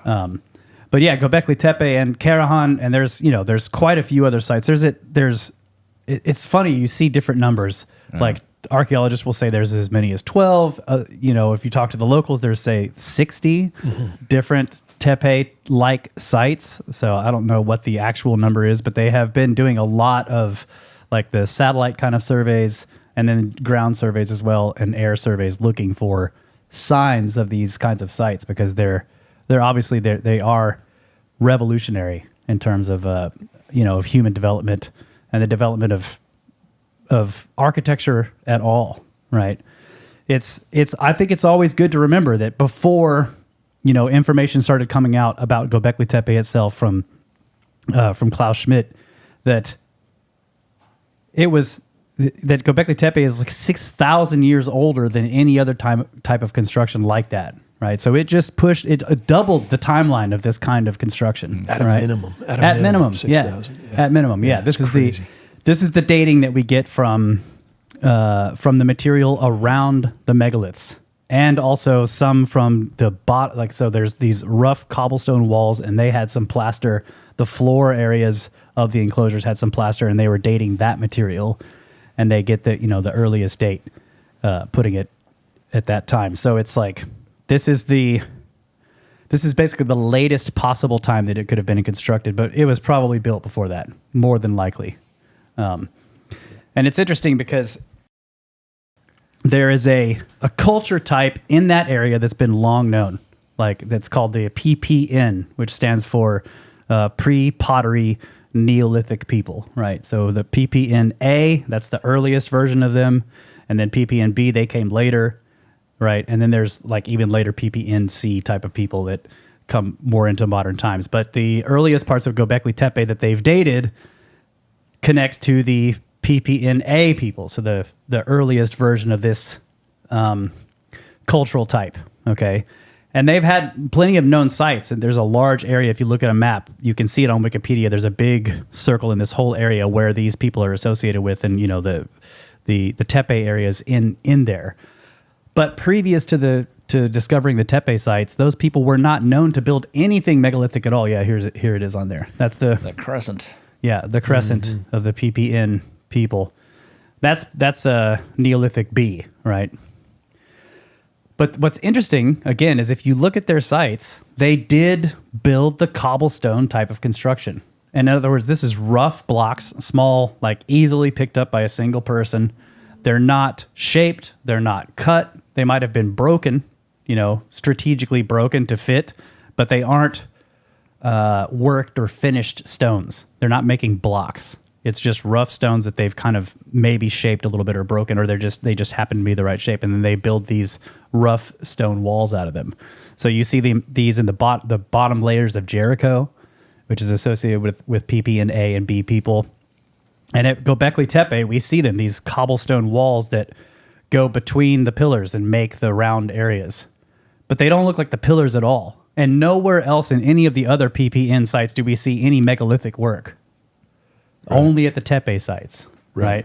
So in other words, previous to the discovery of Göbekli Tepe, no one considered that the pre-pottery Neolithic people were doing any kind of megalithic work at all. No, right. But because so there's a picture, you can see the cobblestone. That is definitely, it looks like PPN construction. But the megaliths sort of stand out. They look very different, right? Anyone looking at it, you're like, it doesn't really look the same. And also, one of the things that we were pointing out when we were talking about this at Cosmic Summit is that if you build a cobble wall like that, and you just build a round enclosure, the wall itself will be pretty strong if you've completely made a round structure out of it. But if you break the wall up by standing tall megaliths in between, you've actually weakened the entire thing, right? Because you can see between these two megaliths in the back here, that section of wall is now weaker because it can slide back and forth on these megaliths. It'll tend to fall inward easier. Okay, so it's like you either use the megaliths or you build the walls, but building them both doesn't make a lot of sense. And when you're looking at other PPN sites, it makes more sense when you see that these people did build this way, but they didn't do megaliths. So it could be a good indication that the megaliths themselves are actually much older, and the pre-pottery Neolithic people discovered these sites and inhabited them for a long time. Mm-hmm. Yeah, maybe even repaired them. Yeah, right? Because it's possible that the megaliths were lying down on the ground, that the sites were already old. Yeah. Just because, I mean, I don't know if we see it at Göbekli Tepe, but certainly at Karahan Tepe, there's actually pieces of broken pieces of T-pillars have been used in the cobblestone wall. Oh, yeah. Yeah, so it's a great example. Like, okay, this thing might have already been fallen over and in pieces, and then whoever built that wall took that piece and used it as a block in the cobblestone wall. Right. Yeah. And that piece of T-pillar in the wall is the only one with a finished surface. All the cobbles around it are rough stone, right? So it's like, yes, they found these fragments and they used them to build their walls. And that's the other thing is, like, every other site, again, with the PPN people, they were down by the water sources. They built in the valleys. They were next to the rivers. Göbekli Tepe is way up high on top of a ridge line on the very top of one of the highest hills in the area. There's not water up there. Yeah, interesting. Yeah. So there's evidence of cement being used as well. A type of like a sort of mortar. Okay. Yeah. Okay. And is that used to place the pillars, or what is that used for? It was like plastered on the cobblestone walls. It's gone now for the most part, and then in some cases it looks like they put it across the floors of the enclosures. Mm-hmm. I don't know if they used it to glue the pillars in. I'm not really clear on that, but they did dig sockets. The first thing that they had to do with these sites, it's amazing. Like, it's the same with the pyramids. The site prep is something you don't really think about a lot. But first you have to come in, clear away all the stuff and expose the bedrock, and then you need to dig down and make a flat, smooth, circular area. And they had a little curb inset, right? So that would have held water even without the walls. It could have held a pool of water that might have been like a reflecting pool. If it's under the stars and you've got these standing pillars or whatever, and you stand at the edge and you look down at night, and you would see the night sky reflected in the pool of water with the pillars standing up. It would have been beautiful, right? If you had a couple of inches of water in there, it acts like a mirror. Yeah. But then they left a pedestal, 2 pedestals in the middle, and then they set these pillars into them, into these deep sockets. And they cut the sockets. Yeah. Yeah. It's really amazing. Incredible. Yeah. Yeah, I thought, I mean, when I first went there, I remember looking at the ground. I'm like, did they just cement? I felt like modern cement. It looked like modern cement. Yeah. And I thought, is that cement? I'm like, no, actually figured out later. No, that's bedrock. Yeah. Like they went down and they flattened the bedrock. So you got to clear all of the looser material, the dirt and everything else, and then get to bedrock, flatten it, and cut your sockets and set your pillars in there. Tube drills? No, Just kidding. How'd they do it? How do they flatten it? I mean, there's a logistical challenge involved in some of this. I mean, some of these pillars are 20 to 30 tons and quite tall. I mean, the biggest ones and best ones are in the museum. You can go to places, there's pillars in quarries that's still a rough cut that are probably in that 20 to 30 ton range, both at Karahan and behind Göbekli Tepe, I believe. And so there's a logistical challenge, but they don't seem to, I mean, I wouldn't say they reflect any degree of precision. I mean, it is advanced stonework. It's high relief carving. I haven't seen any evidence. Of course, you can't get into Göbekli Tepe to look. You're sort of stuck on the walkway of specific tool marks like that. But it's limestone. It's not like super hard stone. It's not soft stone by any means, but it's like alabaster marble, basically. It's harder maybe a little than that, I harder think, than that. yeah. Limestone? Yeah. So some forms of limestone can be almost as hard. Incredibly as hard, yeah. Yeah, Really? very hard limestone. Okay. Yeah, it's a big degree of shift in different types of limestone. I thought most limestone was a 3 on the most, but Some of it varies? gets much harder. Yeah. Yeah. Okay. Yeah. Yeah. There's certainly limestones that are that soft. Yeah. And you do see variations. Like even in Egypt, you see variations. Like some of the later limestone that was probably added to structures is just, you can sort of attack it with your fingernail. Then there's other parts that's, it's like it's literally vitrified from people touching it. It feels like granite. It's it's really hard. But yeah, I don't think it necessarily reflects the same degree of technology we see in places like Egypt. But it's what's interesting about that is that it's 100%, in my mind, it's like a different construction style.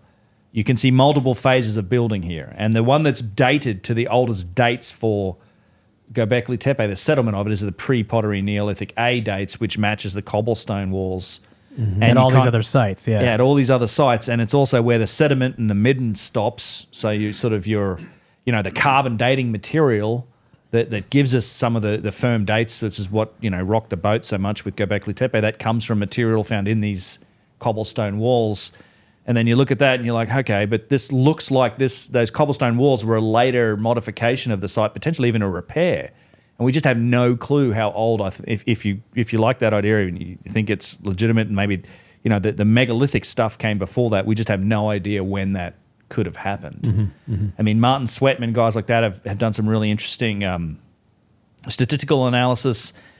His work's really fascinating on Göbekli Tepe, looking at all of the drawings and the glyphs and correlating them to constellations and specific periods of time that suggest, they were observing the sky and recording their findings on these pillars for many thousands of years. So we don't really know. To me, it's like, all right, we know we kind of had these dates for when a Neolithic people were on the site and were using it, no doubt, and probably lived there for who knows thousands of years. Well, they built a giant midden pile. That's the other thing. It is midden. Yeah, when you first get up there, you're looking at the site.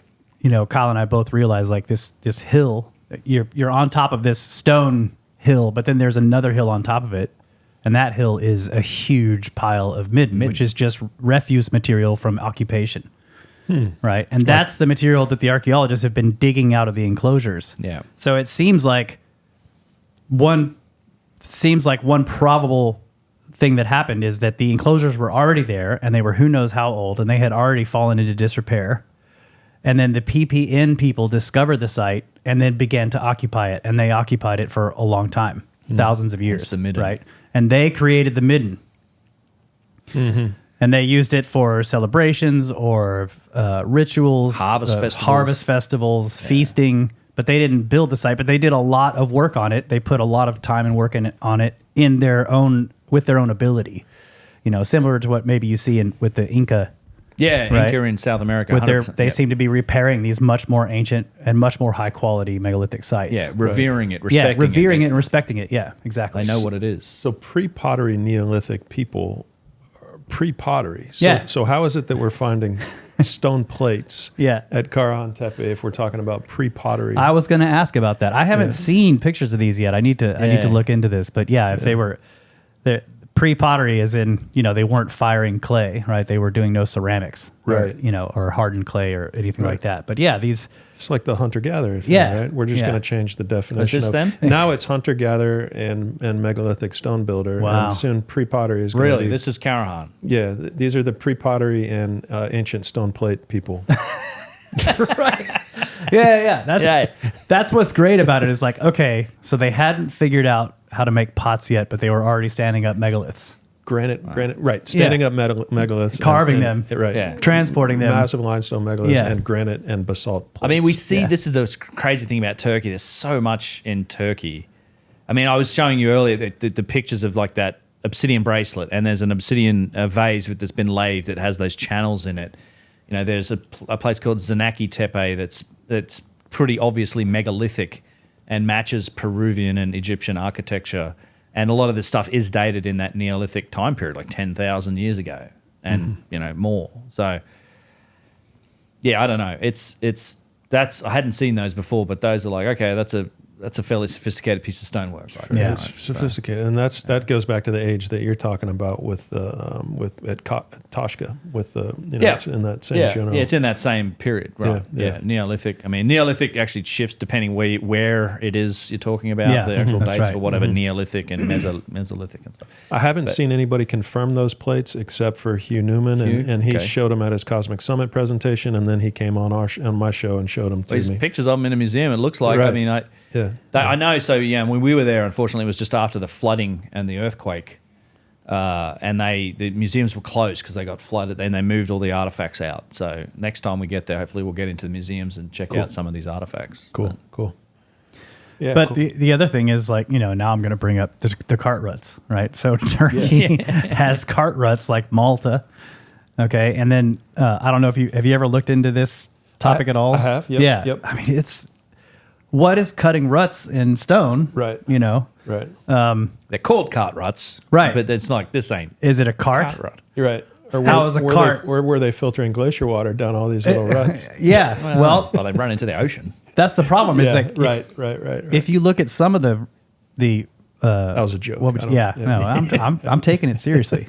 Okay. Just to mess with you.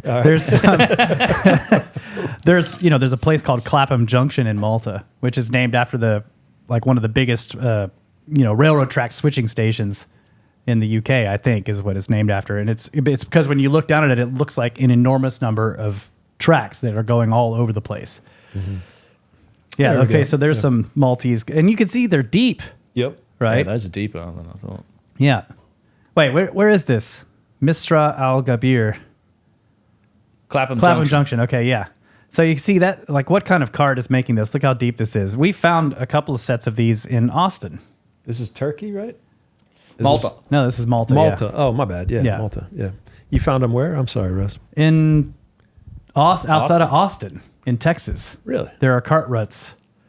Yeah, a couple of sets that are very clear. We went and found them, and like they're on riverbeds, and just like long curving. It looks exactly the same as what you would expect if somebody with a two-wheeled narrow tired vehicle went through some mud. It looks just like it, except it's in stone. So there's sets of this stuff in Turkey as well. So what's the traditional explanation for how they were made? The cart ruts. I mean, it's just a mystery, right? They fall off into the ocean, and so the theory might be that they were made when the ocean was lower. Yeah. So you're talking sea level was 400 years lower. There's the Turkey ones. This is what we want to go see in the Phrygian Valley. Yeah. And that's not into dirt, right? That's into stone. Yeah, that's stone. Yeah, that's not like somebody just peeled out in their ATV or something. Right. Yeah. But That's crazy. notice the car tracks next to them, Yeah, there's where a people road have been next to it. driving modern vehicles and not making ruts in the stone. Right. Yeah. Yep. But yeah, I'm fascinated by this cart rut thing, and that I guess there's a couple of possibilities. The standard explanation is for the ones in Malta. I don't know about the ones in Turkey, but the ones in Malta, they're like, okay, they were using single axle, two-wheeled carts pulled by a single animal, and they went over the same track so many times in the same area that the wheels were just steadily digging down into the stone. I don't buy it. I don't buy that either. Yeah. I just can't. I can't buy it. Seems crazy. Driving this off into the ocean then? Because Right, that's yeah. the thing. Right. Graham showed it in Ancient Yeah, Apocalypse, they right? cross in the Malta, bay. They literally, they go under. Yeah, they cross the bay. Yeah. They go and underwater. Go up on Right. other islands that come out of the water. It's Where's Suggested Malta? some of them go directly off cliffs. Is Malta near Right. like Greece or something, or where's Malta? It's Yeah, off the it's coast, Italy. Yeah. It's Italy, the right, Mediterranean. Yeah. Yeah. We need to get out there. Yeah, there's a lot of interesting stuff in Malta, Hypogeum, Right. So there's a tons of megalithic lot stuff. of megalithic construction in Malta that looks similar to Göbekli Tepe stuff. I wouldn't say there's T-pillars, but there's lots of circular megalithic temples built out of roughly hewn stone. Pull up Malta on Google Maps if you could, Ryan. And there's, if you imagine the sea level 400 feet lower and Malta... It would have been much larger. Well, Yeah. Africa would have connected to Italy, basically. It looks like you could have walked from Africa to Sicily and then to Italy at that point in time. Yeah. It's I don't like... know. Yeah. But the oldest structures on Malta are supposed to be 5,000 BC Something like ish. that. Yeah. So no one was supposed to have been there when the sea level was, Right. no one was supposed to have been there at Göbekli Tepe times. Right. Yeah. But I am fascinated by the cart ruts and the fact that you find them here in Turkey associated with Darren QU. I don't know if they're associated with Tepes. It's kind of far from the Tepes, right? But there could be some out there that no one has located yet. And Yeah. what's the wildest explanation theory as That to... somebody was driving mechanical vehicles through mud What's the next before it wildest? turned into stone. What's the second wildest explanation? the second wildest. I don't know. Or what's one that makes sense I think to you? the wildest one is that the tracks were made before the material had turned into stone. All Okay. of this is sedimentary material. Okay. So at some point it was not rock. So you can imagine it's laid down under shallow seas, okay, or it's near a beach, and then the water recedes or whatever. People make tracks with vehicles. The water comes back. It gets buried again under other stuff. That eventually turns into stone. Then the whole area dries out, and then erosion slowly wears material down and then exposes Reveals the it. tracks. Yeah. Okay. That's wild because that puts them like millions of years ago. Yeah, but 'cause then you have somebody driving vehicles millions of years ago in mud. They're the same way you get dinosaur footprints in stone. Or So it's like the Mars rover from somebody else that we Right. yeah. Yeah. And it's funny because they usually come in groups. There's never just one set. You find an area and it's got lots of tracks. Wow. Like lots of people were driving vehicles through the mud in that area at one point, and they just got preserved for whatever reason. Are the tracks always evenly spaced apart? Yeah. don't know. So they're not necessarily. I mean, I can't say always, but every set that I've seen that I know of, they're it's two tracks. yeah, the tracks don't. It's never a single track. Yeah. They don't get closer and farther away from each other. Right. They're not always the tracks. The individual tracks are not always the same width. Like those are wide. Mm-hmm. Some of them are very narrow, like a couple of inches, which is interesting because if you think of a cartwheel, and they were usually pretty tall, like a wheel like this, right? And if you have to put that wheel in a track that's this deep in stone, and then it goes around any kind of turn, it's going to catch and break. It won't be able to go around the turn. So the track should widen around the turn, but they don't. Yeah. So an explanation could be that this was some probe that was sent 1 million years ago by some alien civilization. And they were just driving around. Absolutely a lunar could rover. be. Yeah. Right? It could be a rover. Yeah. It's an Earth rover. That's freaking crazy. Another thing that's interesting. Now look at this. See how this set that he's showing. This is good. The one on the right. You see how there's like a slight. You can kind of see there's a bit of a deviation. Like there's a little bit of a lip on the one on the left and on the one on the right. So it's almost like two sets of tracks overlaid with each other. Oh yeah. Yeah, Right? like there's like a dip in the wall there. Yeah. So one of the questions I've had is, we have four-wheeled vehicles, and the front tires are the ones that turn. Was it turning? Uh-huh. Yeah. How is it? Interesting. How is it making the turn? So if it's the turn you see with our cars, when a car turns, that the tires separate from each other. The tracks do, and then they come back together once you're going straight again. So sometimes it looks like it was a four-wheeled vehicle that's making a slight turn there, and so the tires are slightly separating, Yeah. you know. But I don't know. Dude. It's wild. It's pretty wild. Yeah. Yeah. I love cart ruts. Yeah. I love them too now. Everyone should love cart ruts. Yes. Okay, yeah, look at It's a this set. So divergent- this is a yeah, good one on the upper right.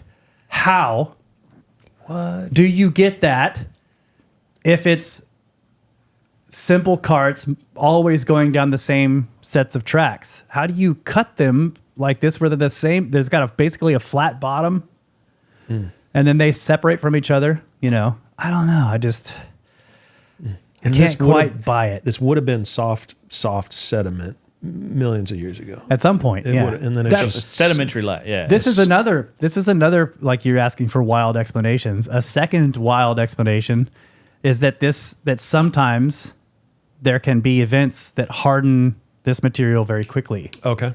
So maybe it isn't as old. Maybe it was soft mud a lot more recent than is Like an airburst normally or accepted. something, or like yeah, something like who that. knows? Yeah, like Yeah. an airburst just cooks it. solar event. Yeah, some kind of solar Right, event. right, yeah. Huh. That's crazy, man. It does. Just looking at that reminds me of the Hun and Pacha stuff you see in Peru as Mm-hmm. well. Like just the shapes in bedrock, this crazy stuff that's in like the living rock of the mountain. I'd be surprised if there aren't some sort of things like that in parts of Peru. Yeah. Yeah, look how clean and of deep those. some of these are. And look, see how this is a double set on the left here. Oh, there's a giant footprint right there. Now we know. Yeah, now we got to figure it out. Now we got to figure it Yeah. out. It was giants. All right. Yeah, we can stop talking about this. We got this. But yeah, look how deep this one is on the right. Yep. You know, But that's just a single, or does that line up with that? I think other there's thing? another. I think there's another one. Wow. I've never seen one that's not two tracks. Dude, that's weird. That's weird. And there's data. Look at Yeah. that. Okay. That's cool. But it is interesting. Like, could these have been made, and then the material is hardened quickly? You know, I don't know. Right. I mean, have you ever driven on a dirt road that goes through an area where you could tell there was a bunch of water there at one point, but now it's dried up, but there's a deep set of ruts and Sure. they're rock hard. Sure. You know, if you don't get your vehicle out of there, it'll pull them in. It'll pull you in, right? And then Right. you're stuck in that rut. You know. Now you can imagine if now you've got this rock hard, like very hardened clayish mud material that's preserved these tracks, and then if there's a flood that comes in with a bunch of material and drops it in them, and it drops like 6 or 7 feet of material in them, then that stuff dries out and hardens. That those tracks are preserved and could potentially be preserved for a long time. That's how the white sands footprints have been preserved. Right. Right. And they're not even rock. It's not rock. It's just hard, packed material. Right. But the footprints are still there. Yeah, it's crazy. Yeah. I like this too. This is, I think this is Pompeii. it is. Yeah. Yeah, it's worn down in the stone, the cobblestones. Or it's that was mud. or it was mud. Because that's Pompeii. Right, and it was It could have been baked into, it looks Yeah, like, with the- see how they look like desiccation cracks? pyroclastic flow kind of deal. Yeah. The stones look like, so you can imagine if that was just mud. Now notice the blocks going across the road up there at the top of the picture. suspect that's Those are stepping stones. yeah. So you have stepping stones over mud, right? Right. You've got tracks in mud, and then very hot pyroclastic material comes down and bakes the mud and leaves the tracks in there. Now that, I'm sure no one will agree with me on that, but I think it's a possibility. Everybody else would say those were worn down over time. Yeah. By driving through. Yeah, driving through it. Wow. Which is possible. That's a long time to drive through it. Yeah. But why wouldn't it? Well, this is in a city too. Like this Yeah. is constant flow. I mean, these Right. cart ruts are out in the middle of nowhere Right. most of the time on their own. And Right, that's you'll notice that the ruts are, in this, see how they're on this road? Yeah. All right. Blow our minds with something else. How do you top cart ruts? Where do we go from there? Where do we go from cart ruts? Yeah, it's tough. Yeah, don't stay in this rut, man. We gotta stay in this rut. Get out of the rut. Yeah. Okay. I'm done, Matt. You get one That's it? mind explosion per episode. Okay, that's fair. I've had a handful this episode, so that's perfect. That's cool, man. Yeah, I'm gonna be asking people about cart ruts now. Yeah, Good. Yeah, I love the cart rut subject. Yep. That's cool. What about the Nile erosion? Oh yeah, so this is interesting. So I've been looking lately into. Erosion in general is an interesting topic. I mean, it kind of does relate to the ruts a little bit, but so one of the things that's always fascinated me, you would go to Giza, keep going back to parts of Egypt, and particularly at the Giza Plateau, this is extremely noticeable on the megalithic, big, large block structures. Is this severe amount of erosion that you see on some of these blocks? Like you have these structures like the Valley Temple, the Pyramid Temple of the Middle Pyramid Complex, the Sphinx Temple, and these are all made from monstrous blocks of limestone in their core masonry. Like in some places, there are blocks up to 400, 450 tons of blocks of limestone, and that's the core masonry of these big structures that were then cased in granite. So they would have big granite casing stones. Of course, the Valley Temple today, you go there, it's got a lot of those granite casing stones still in place, which is what makes it quite spectacular. But other structures like the Pyramid Temple that's at the other end of the causeway, it actually was a much bigger structure than the Valley Temple. And the Sphinx Temple that's right next to the Valley Temple, a lot of those casing stones have been removed. They've been quarried and taken away or whatever. They're not there anymore. We know they were there because you can see in places these indentations from where they were fitting to it, and we've got the blocks laying around here and there. But you find, just a huge amount of erosion on this limestone, right? So in some places, up to 2 feet of the limestone has been eroded. It looks to the eye to be tremendously ancient. And it's something Randall Carlson.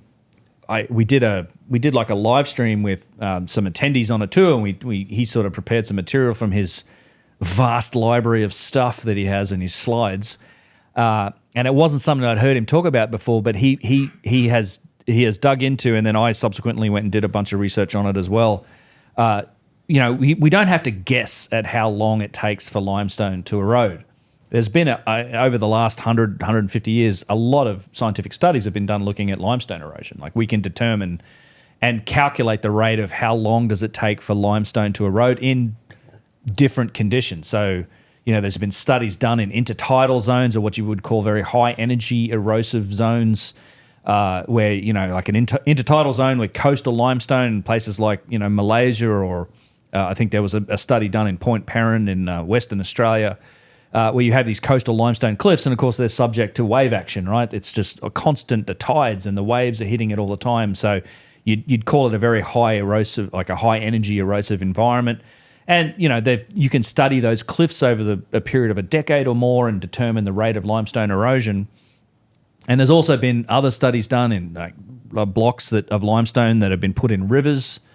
I think it was the Army Corps of Engineers. They were diverting a river to make a coffer dam at some point, and they put these blocks of limestone in this river, and they had them in there for like 15 years, and so they were able to look at them before and after and sort of determine the rate of limestone erosion.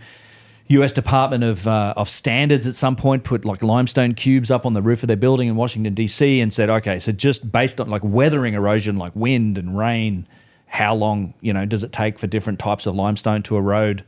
And then, of course, there's an awful lot of very conveniently sort of dated limestone available to us in the form of headstones in cemeteries and monuments. You carve the date right on there when it was sort of faced and carved. It's right there. So you can go back and look at it over longer periods of time and say, all right, how far is the face of this piece of limestone eroded just based on environmental conditions, wind and rain? So you kind of using like a figure of like 2 feet of limestone erosion, in a high energy erosive environment, say in an intertidal zone or in water, it might take up to 10 or 15 or 12,000 years to actually erode 2 feet of limestone.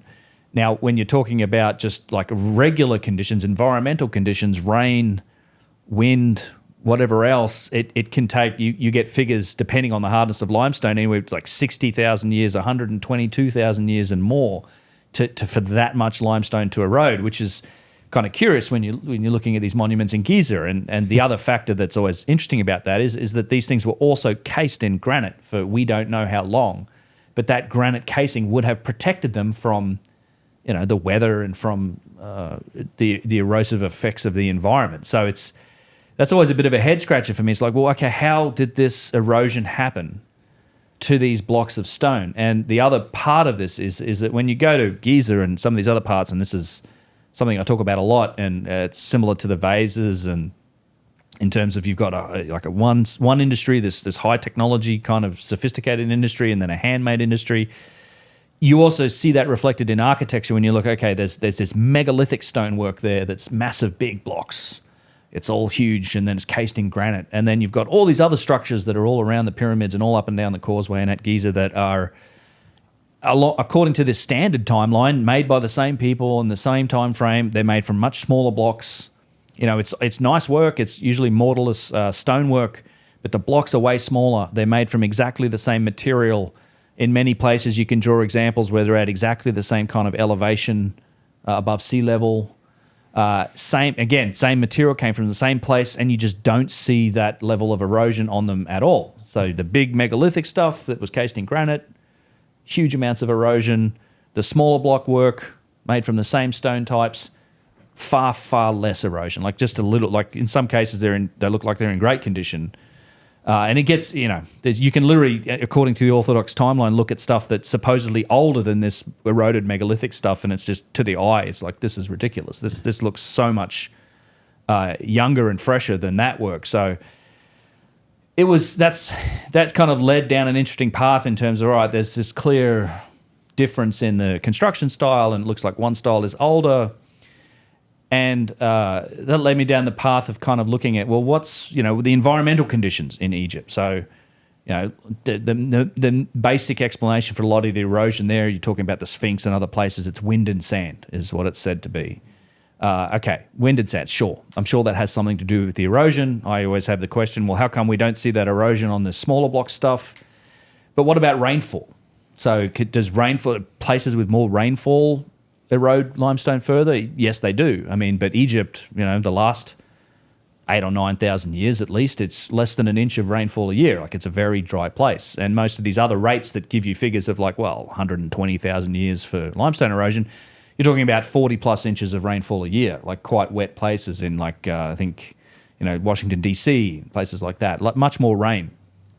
And that hasn't always been the case with Egypt, though. That's kind of the interesting thing, is that there was a period that sort of ended, several hundred years before the start, almost the better part of a millennia, in fact, before the start of kind of the Old Kingdom. So you're talking like somewhere in the 3500 BC range. That's when the sort of the current conditions in Egypt really started. And the period before that, something known as the African humid period, where there was much more rainfall in Egypt. And in fact, during this period, which stretched back many thousands of years, we're not quite sure when it started, but the Sahara wasn't a desert at that point, right? It was a savanna. It would have had lake basins, river systems, all this sort of stuff. And of course, much more rainfall. So this leads back to, of course, the Sphinx is often theorized that rainfall played a part in its erosion, and maybe during this period and all that. But the entire layout of the Giza Plateau and a lot of these pyramid sites, I mean, they often talk about, they're on a slope, they're up on a hill, but there's a causeway that goes down, and you go there and you look at the Valley Temple, which is at the lower point, sort of in front of the Sphinx, and they'll tell you, well, that was a harbour. So at the front of that was a harbour, and maybe they say, well, this is where the blocks were brought in to from Aswan during the inundation of the Nile.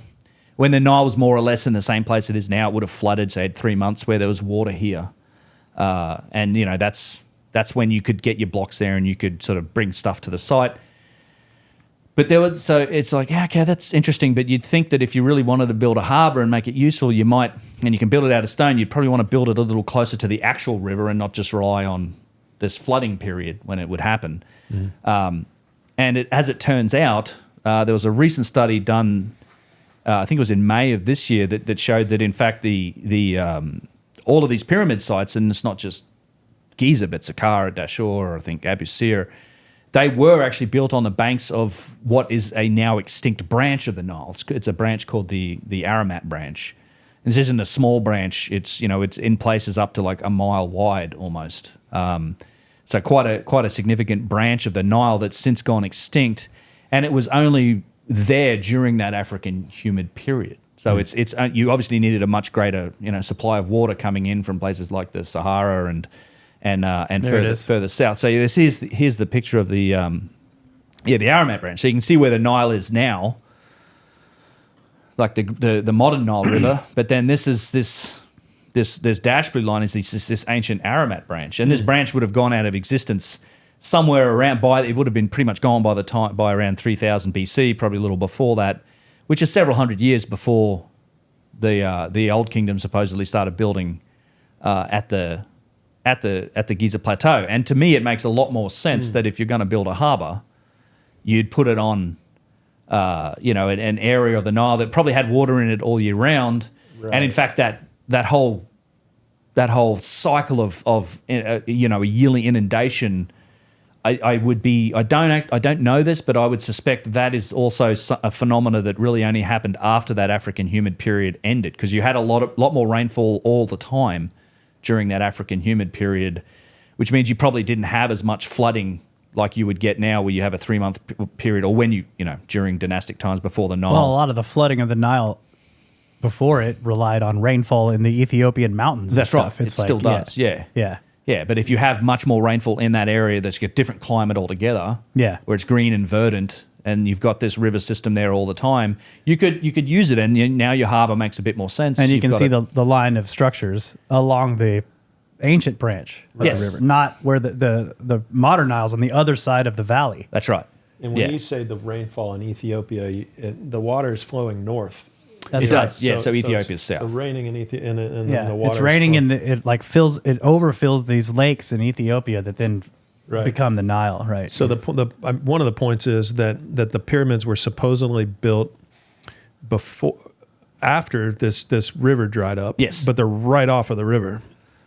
Well, they have harbor structures. They have harbor structures that they theorize. Right. We don't really know. They theorize that this was where the water might have come to during the inundation. Yeah, because the Nile's a fair way away, and of course it was a big flood. Now that phenomenon, it still happens, but it stopped now thanks to the Aswan Dam, and they're also building more dams upstream. It's a whole big deal with Ethiopia and Egypt, but. That phenomenon, that's a result of the desertification, the climate change that happened sort of 9,000 years ago, or whenever it was in that region. Well, no, actually less than that, like 5,000-6,000 years ago. But yeah, I think before that, during that African humid period, you just had more water in general, enough to support a secondary branch of the Nile that's there all the time. It was permanent, right. Permanent, and you could build your harbour structure right on it. Right. And that makes sense to put your harbour structure there. I just think if you were going to build a harbour, you'd probably want to put it closer to the river than somewhere out here, because we have pictures. I mean, you can go back to pre-1960s and you'll find like black and white images of what happens during the inundation and the floods, and there's really hardly any water at all up to the level of the Valley Temple, the bottom end of the plateau. It's very sparse. There's only a little bit of water, certainly not enough to support the mass of some of the artifacts that would come in. You're talking about boats that have got to carry like 100 tons or more. Some cases way more than that. We know that there were blocks over 1,000 ton transported up and down the Nile. And there's never been a boat found that was capable of transporting those stones from the Egyptians, attributed to the Egyptians. I mean, not the 1,000-ton ones. No, not as far as I know. I mean, you could probably get 100 tons on some of the boats, I suspect, but. Yeah, I think it's a different story once you get up into the much bigger weights. Let me get this straight.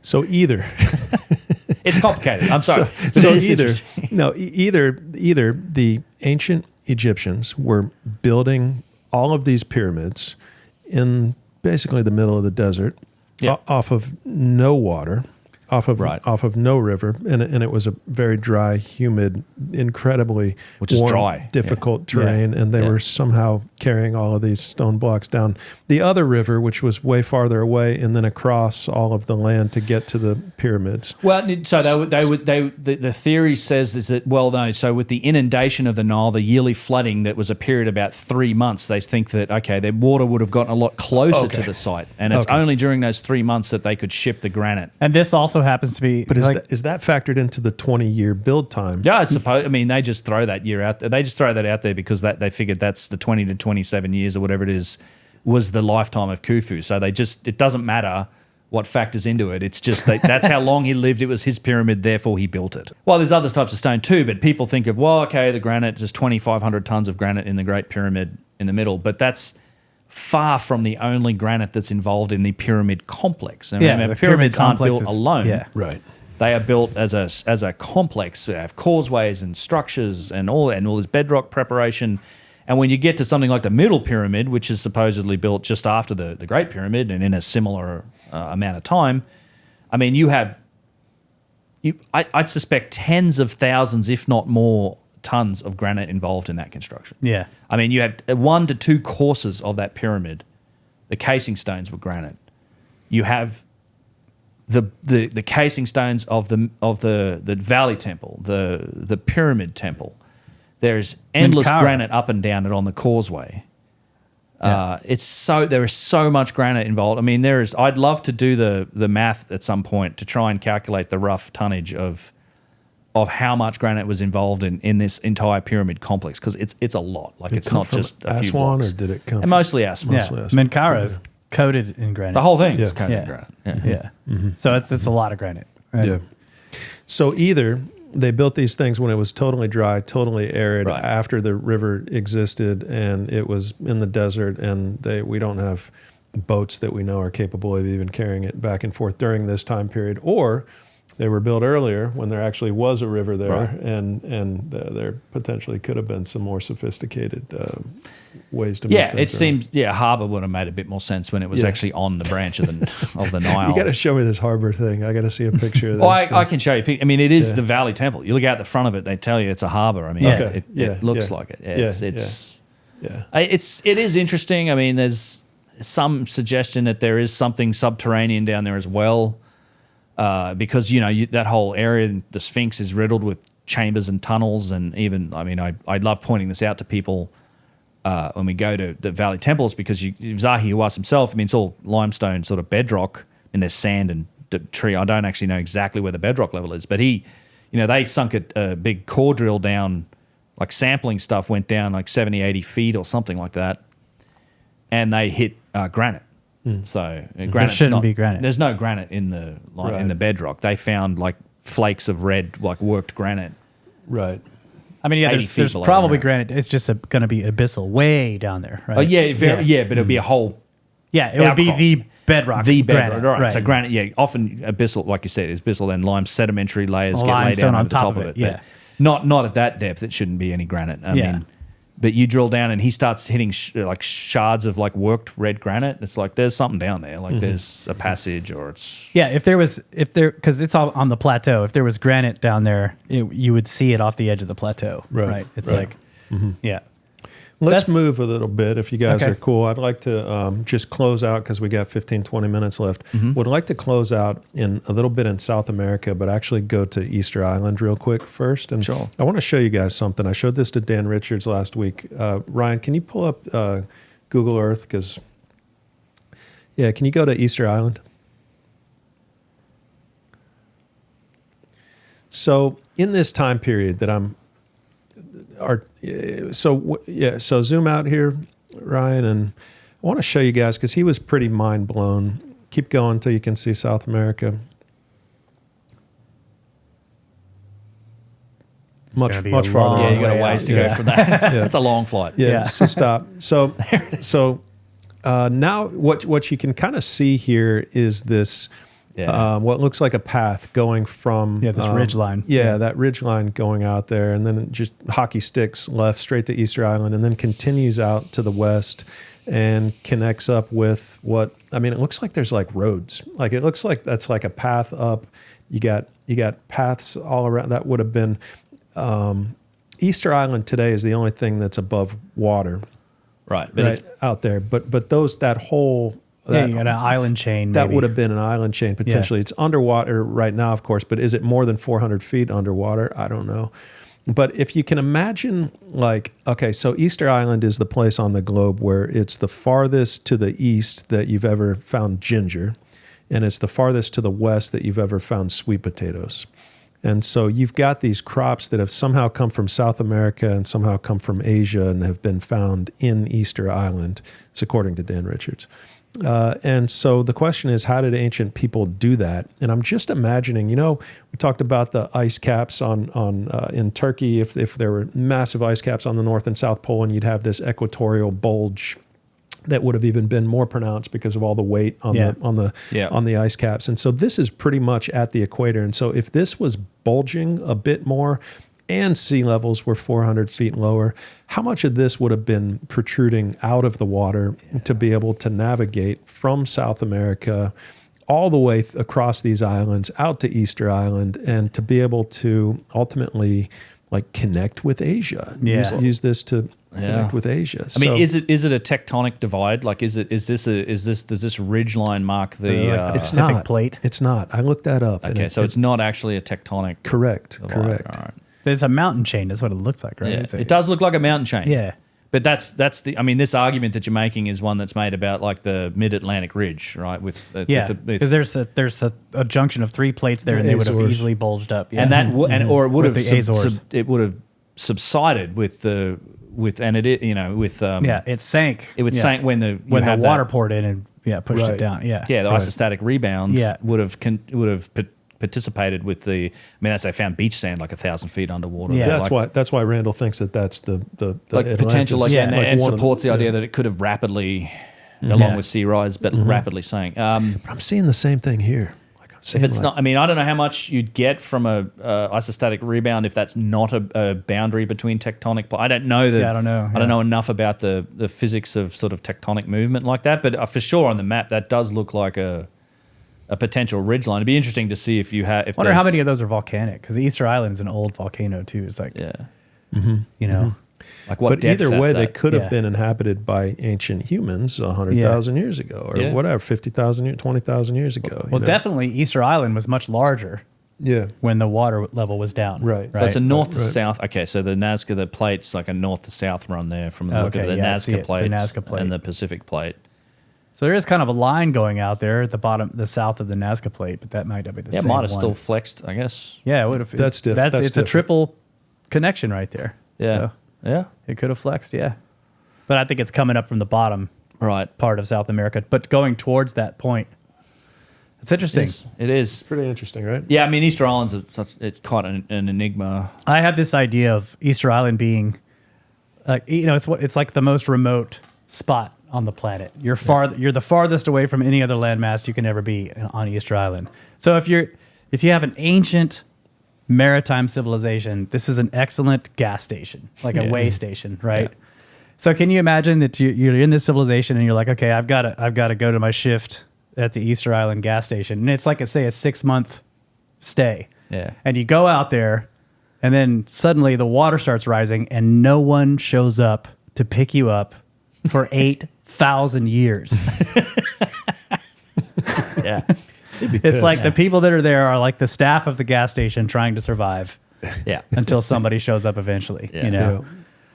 Yeah, that's tough, man. And that wayfarer, that waypoint could explain some of that, like you said, ginger and sweet potato. Yeah, and exactly. You stop there to resupply. Right. Very on your well way. could have. But could it have been more highly trafficked? Could it have been like with that ridge line? Yeah, with the ridge line. Like, could people have been interesting idea. Using this as like a road between South America island hop all the way out Asia? there. I mean, it's exactly the reality. I mean, it's just the highest point in a mountain chain. It is. That's under the water right now. Yeah. I guess the question is, what's the depth of exactly most of that ridge line that's under the water? Exactly. I'm sure that data's out there. But with quadrillions of tons of ice on each cap, the and height then is going to be isostatic, it's going to be much. You would think it would probably be out of water, and then you don't need much of a seafaring civilization to be able to hop from island to island and ultimately make your way across the. That's the standard model explanation for it, right? Yeah. So I thought that was interesting. It is interesting. Get your take on that. Yeah. We're hoping to get there next. Just when we get down to South America next year, we're going to definitely do an extension to Easter Island. I've not been there, and I hop over to Easter Island. Just hop over. It's only quick 4,000 kilometers. How far is Day that trip. flight I think you go from Santiago in Chile. I think it's like 6-7 hours or something like Yeah, that. that's a long It's a way. decent flight. Probably rather go to Hawaii or like Well, Bora yeah, Bora or me something. too. But I want to go there at least once, Matt. I gotta see it once. Yeah, at for least, sure, for sure, and for spend sure. enough time there to get around, see the quarries. and- Yeah. Yep. Cool, man. Well, those are the main topics I wanted to cover with you guys. So, Awesome. Excellent. Yeah, man. Yeah, really. That was a lot of appreciate fun. It was fun. It was. Yeah, I really appreciate you guys' time. Thank you, sir. Yeah, man. Yeah, no, it's been good. Glad we could make this trip work out. Thank you. Yeah, it's great, and just happened to be 1 year to the day. Yeah, So, yeah, it's pretty cool. Great. Yeah, it's pretty crazy. Yeah, that's great. Yeah. Yeah. Well, awesome, man. Yeah, appreciate you guys' time. And so you guys maybe tell the world where people can find you. I'm one of the hosts of Brothers of the Serpent podcast. Anywhere podcasts can be found. We're also on YouTube. Just look up Brothers of the Serpent. brothersoftheserpent.com is our website. It's old school, but you can find a bunch of different information there. And then if you want to email us, the podcast, ask any questions or anything about the trips, because we do a lot of tours with Ben, brothersoftheserpent@gmail.com. I read all the emails. I can't respond to all of them, but I do read them all. And sometimes we'll read them on the show and, respond to you there. So you can email us with whatever you want. Cool. And me, yeah. So UnchartedX.com is for all things. I post all my videos there. Obviously, I have a YouTube channel. Just look for UnchartedX on YouTube. You'll find my work there. I also have a podcast, an audio podcast that's on Spotify and everywhere else. My videos these days are also on Spotify video, and they're on Rumble. So you can find my stuff everywhere. Email address is info@unchartedx.com. Same situation. I do read everything that comes in. I do my best to respond to what I can. But I'm out there. All my social media links are, here and there on Instagram and Twitter and Facebook and stuff too. So you'll find me there. Yeah, cool. Awesome, man. Yeah, you guys got to catch a flight here, but so if you could just remove the vases from your pockets. And we'll Damn go. it. Yeah.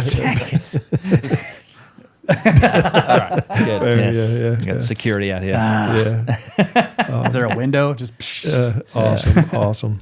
Yeah, good times, guys. Really All right, appreciate thanks, it, man. Yeah, Thank you so for sure, much. Cheers. For sure. Yep. Cheers.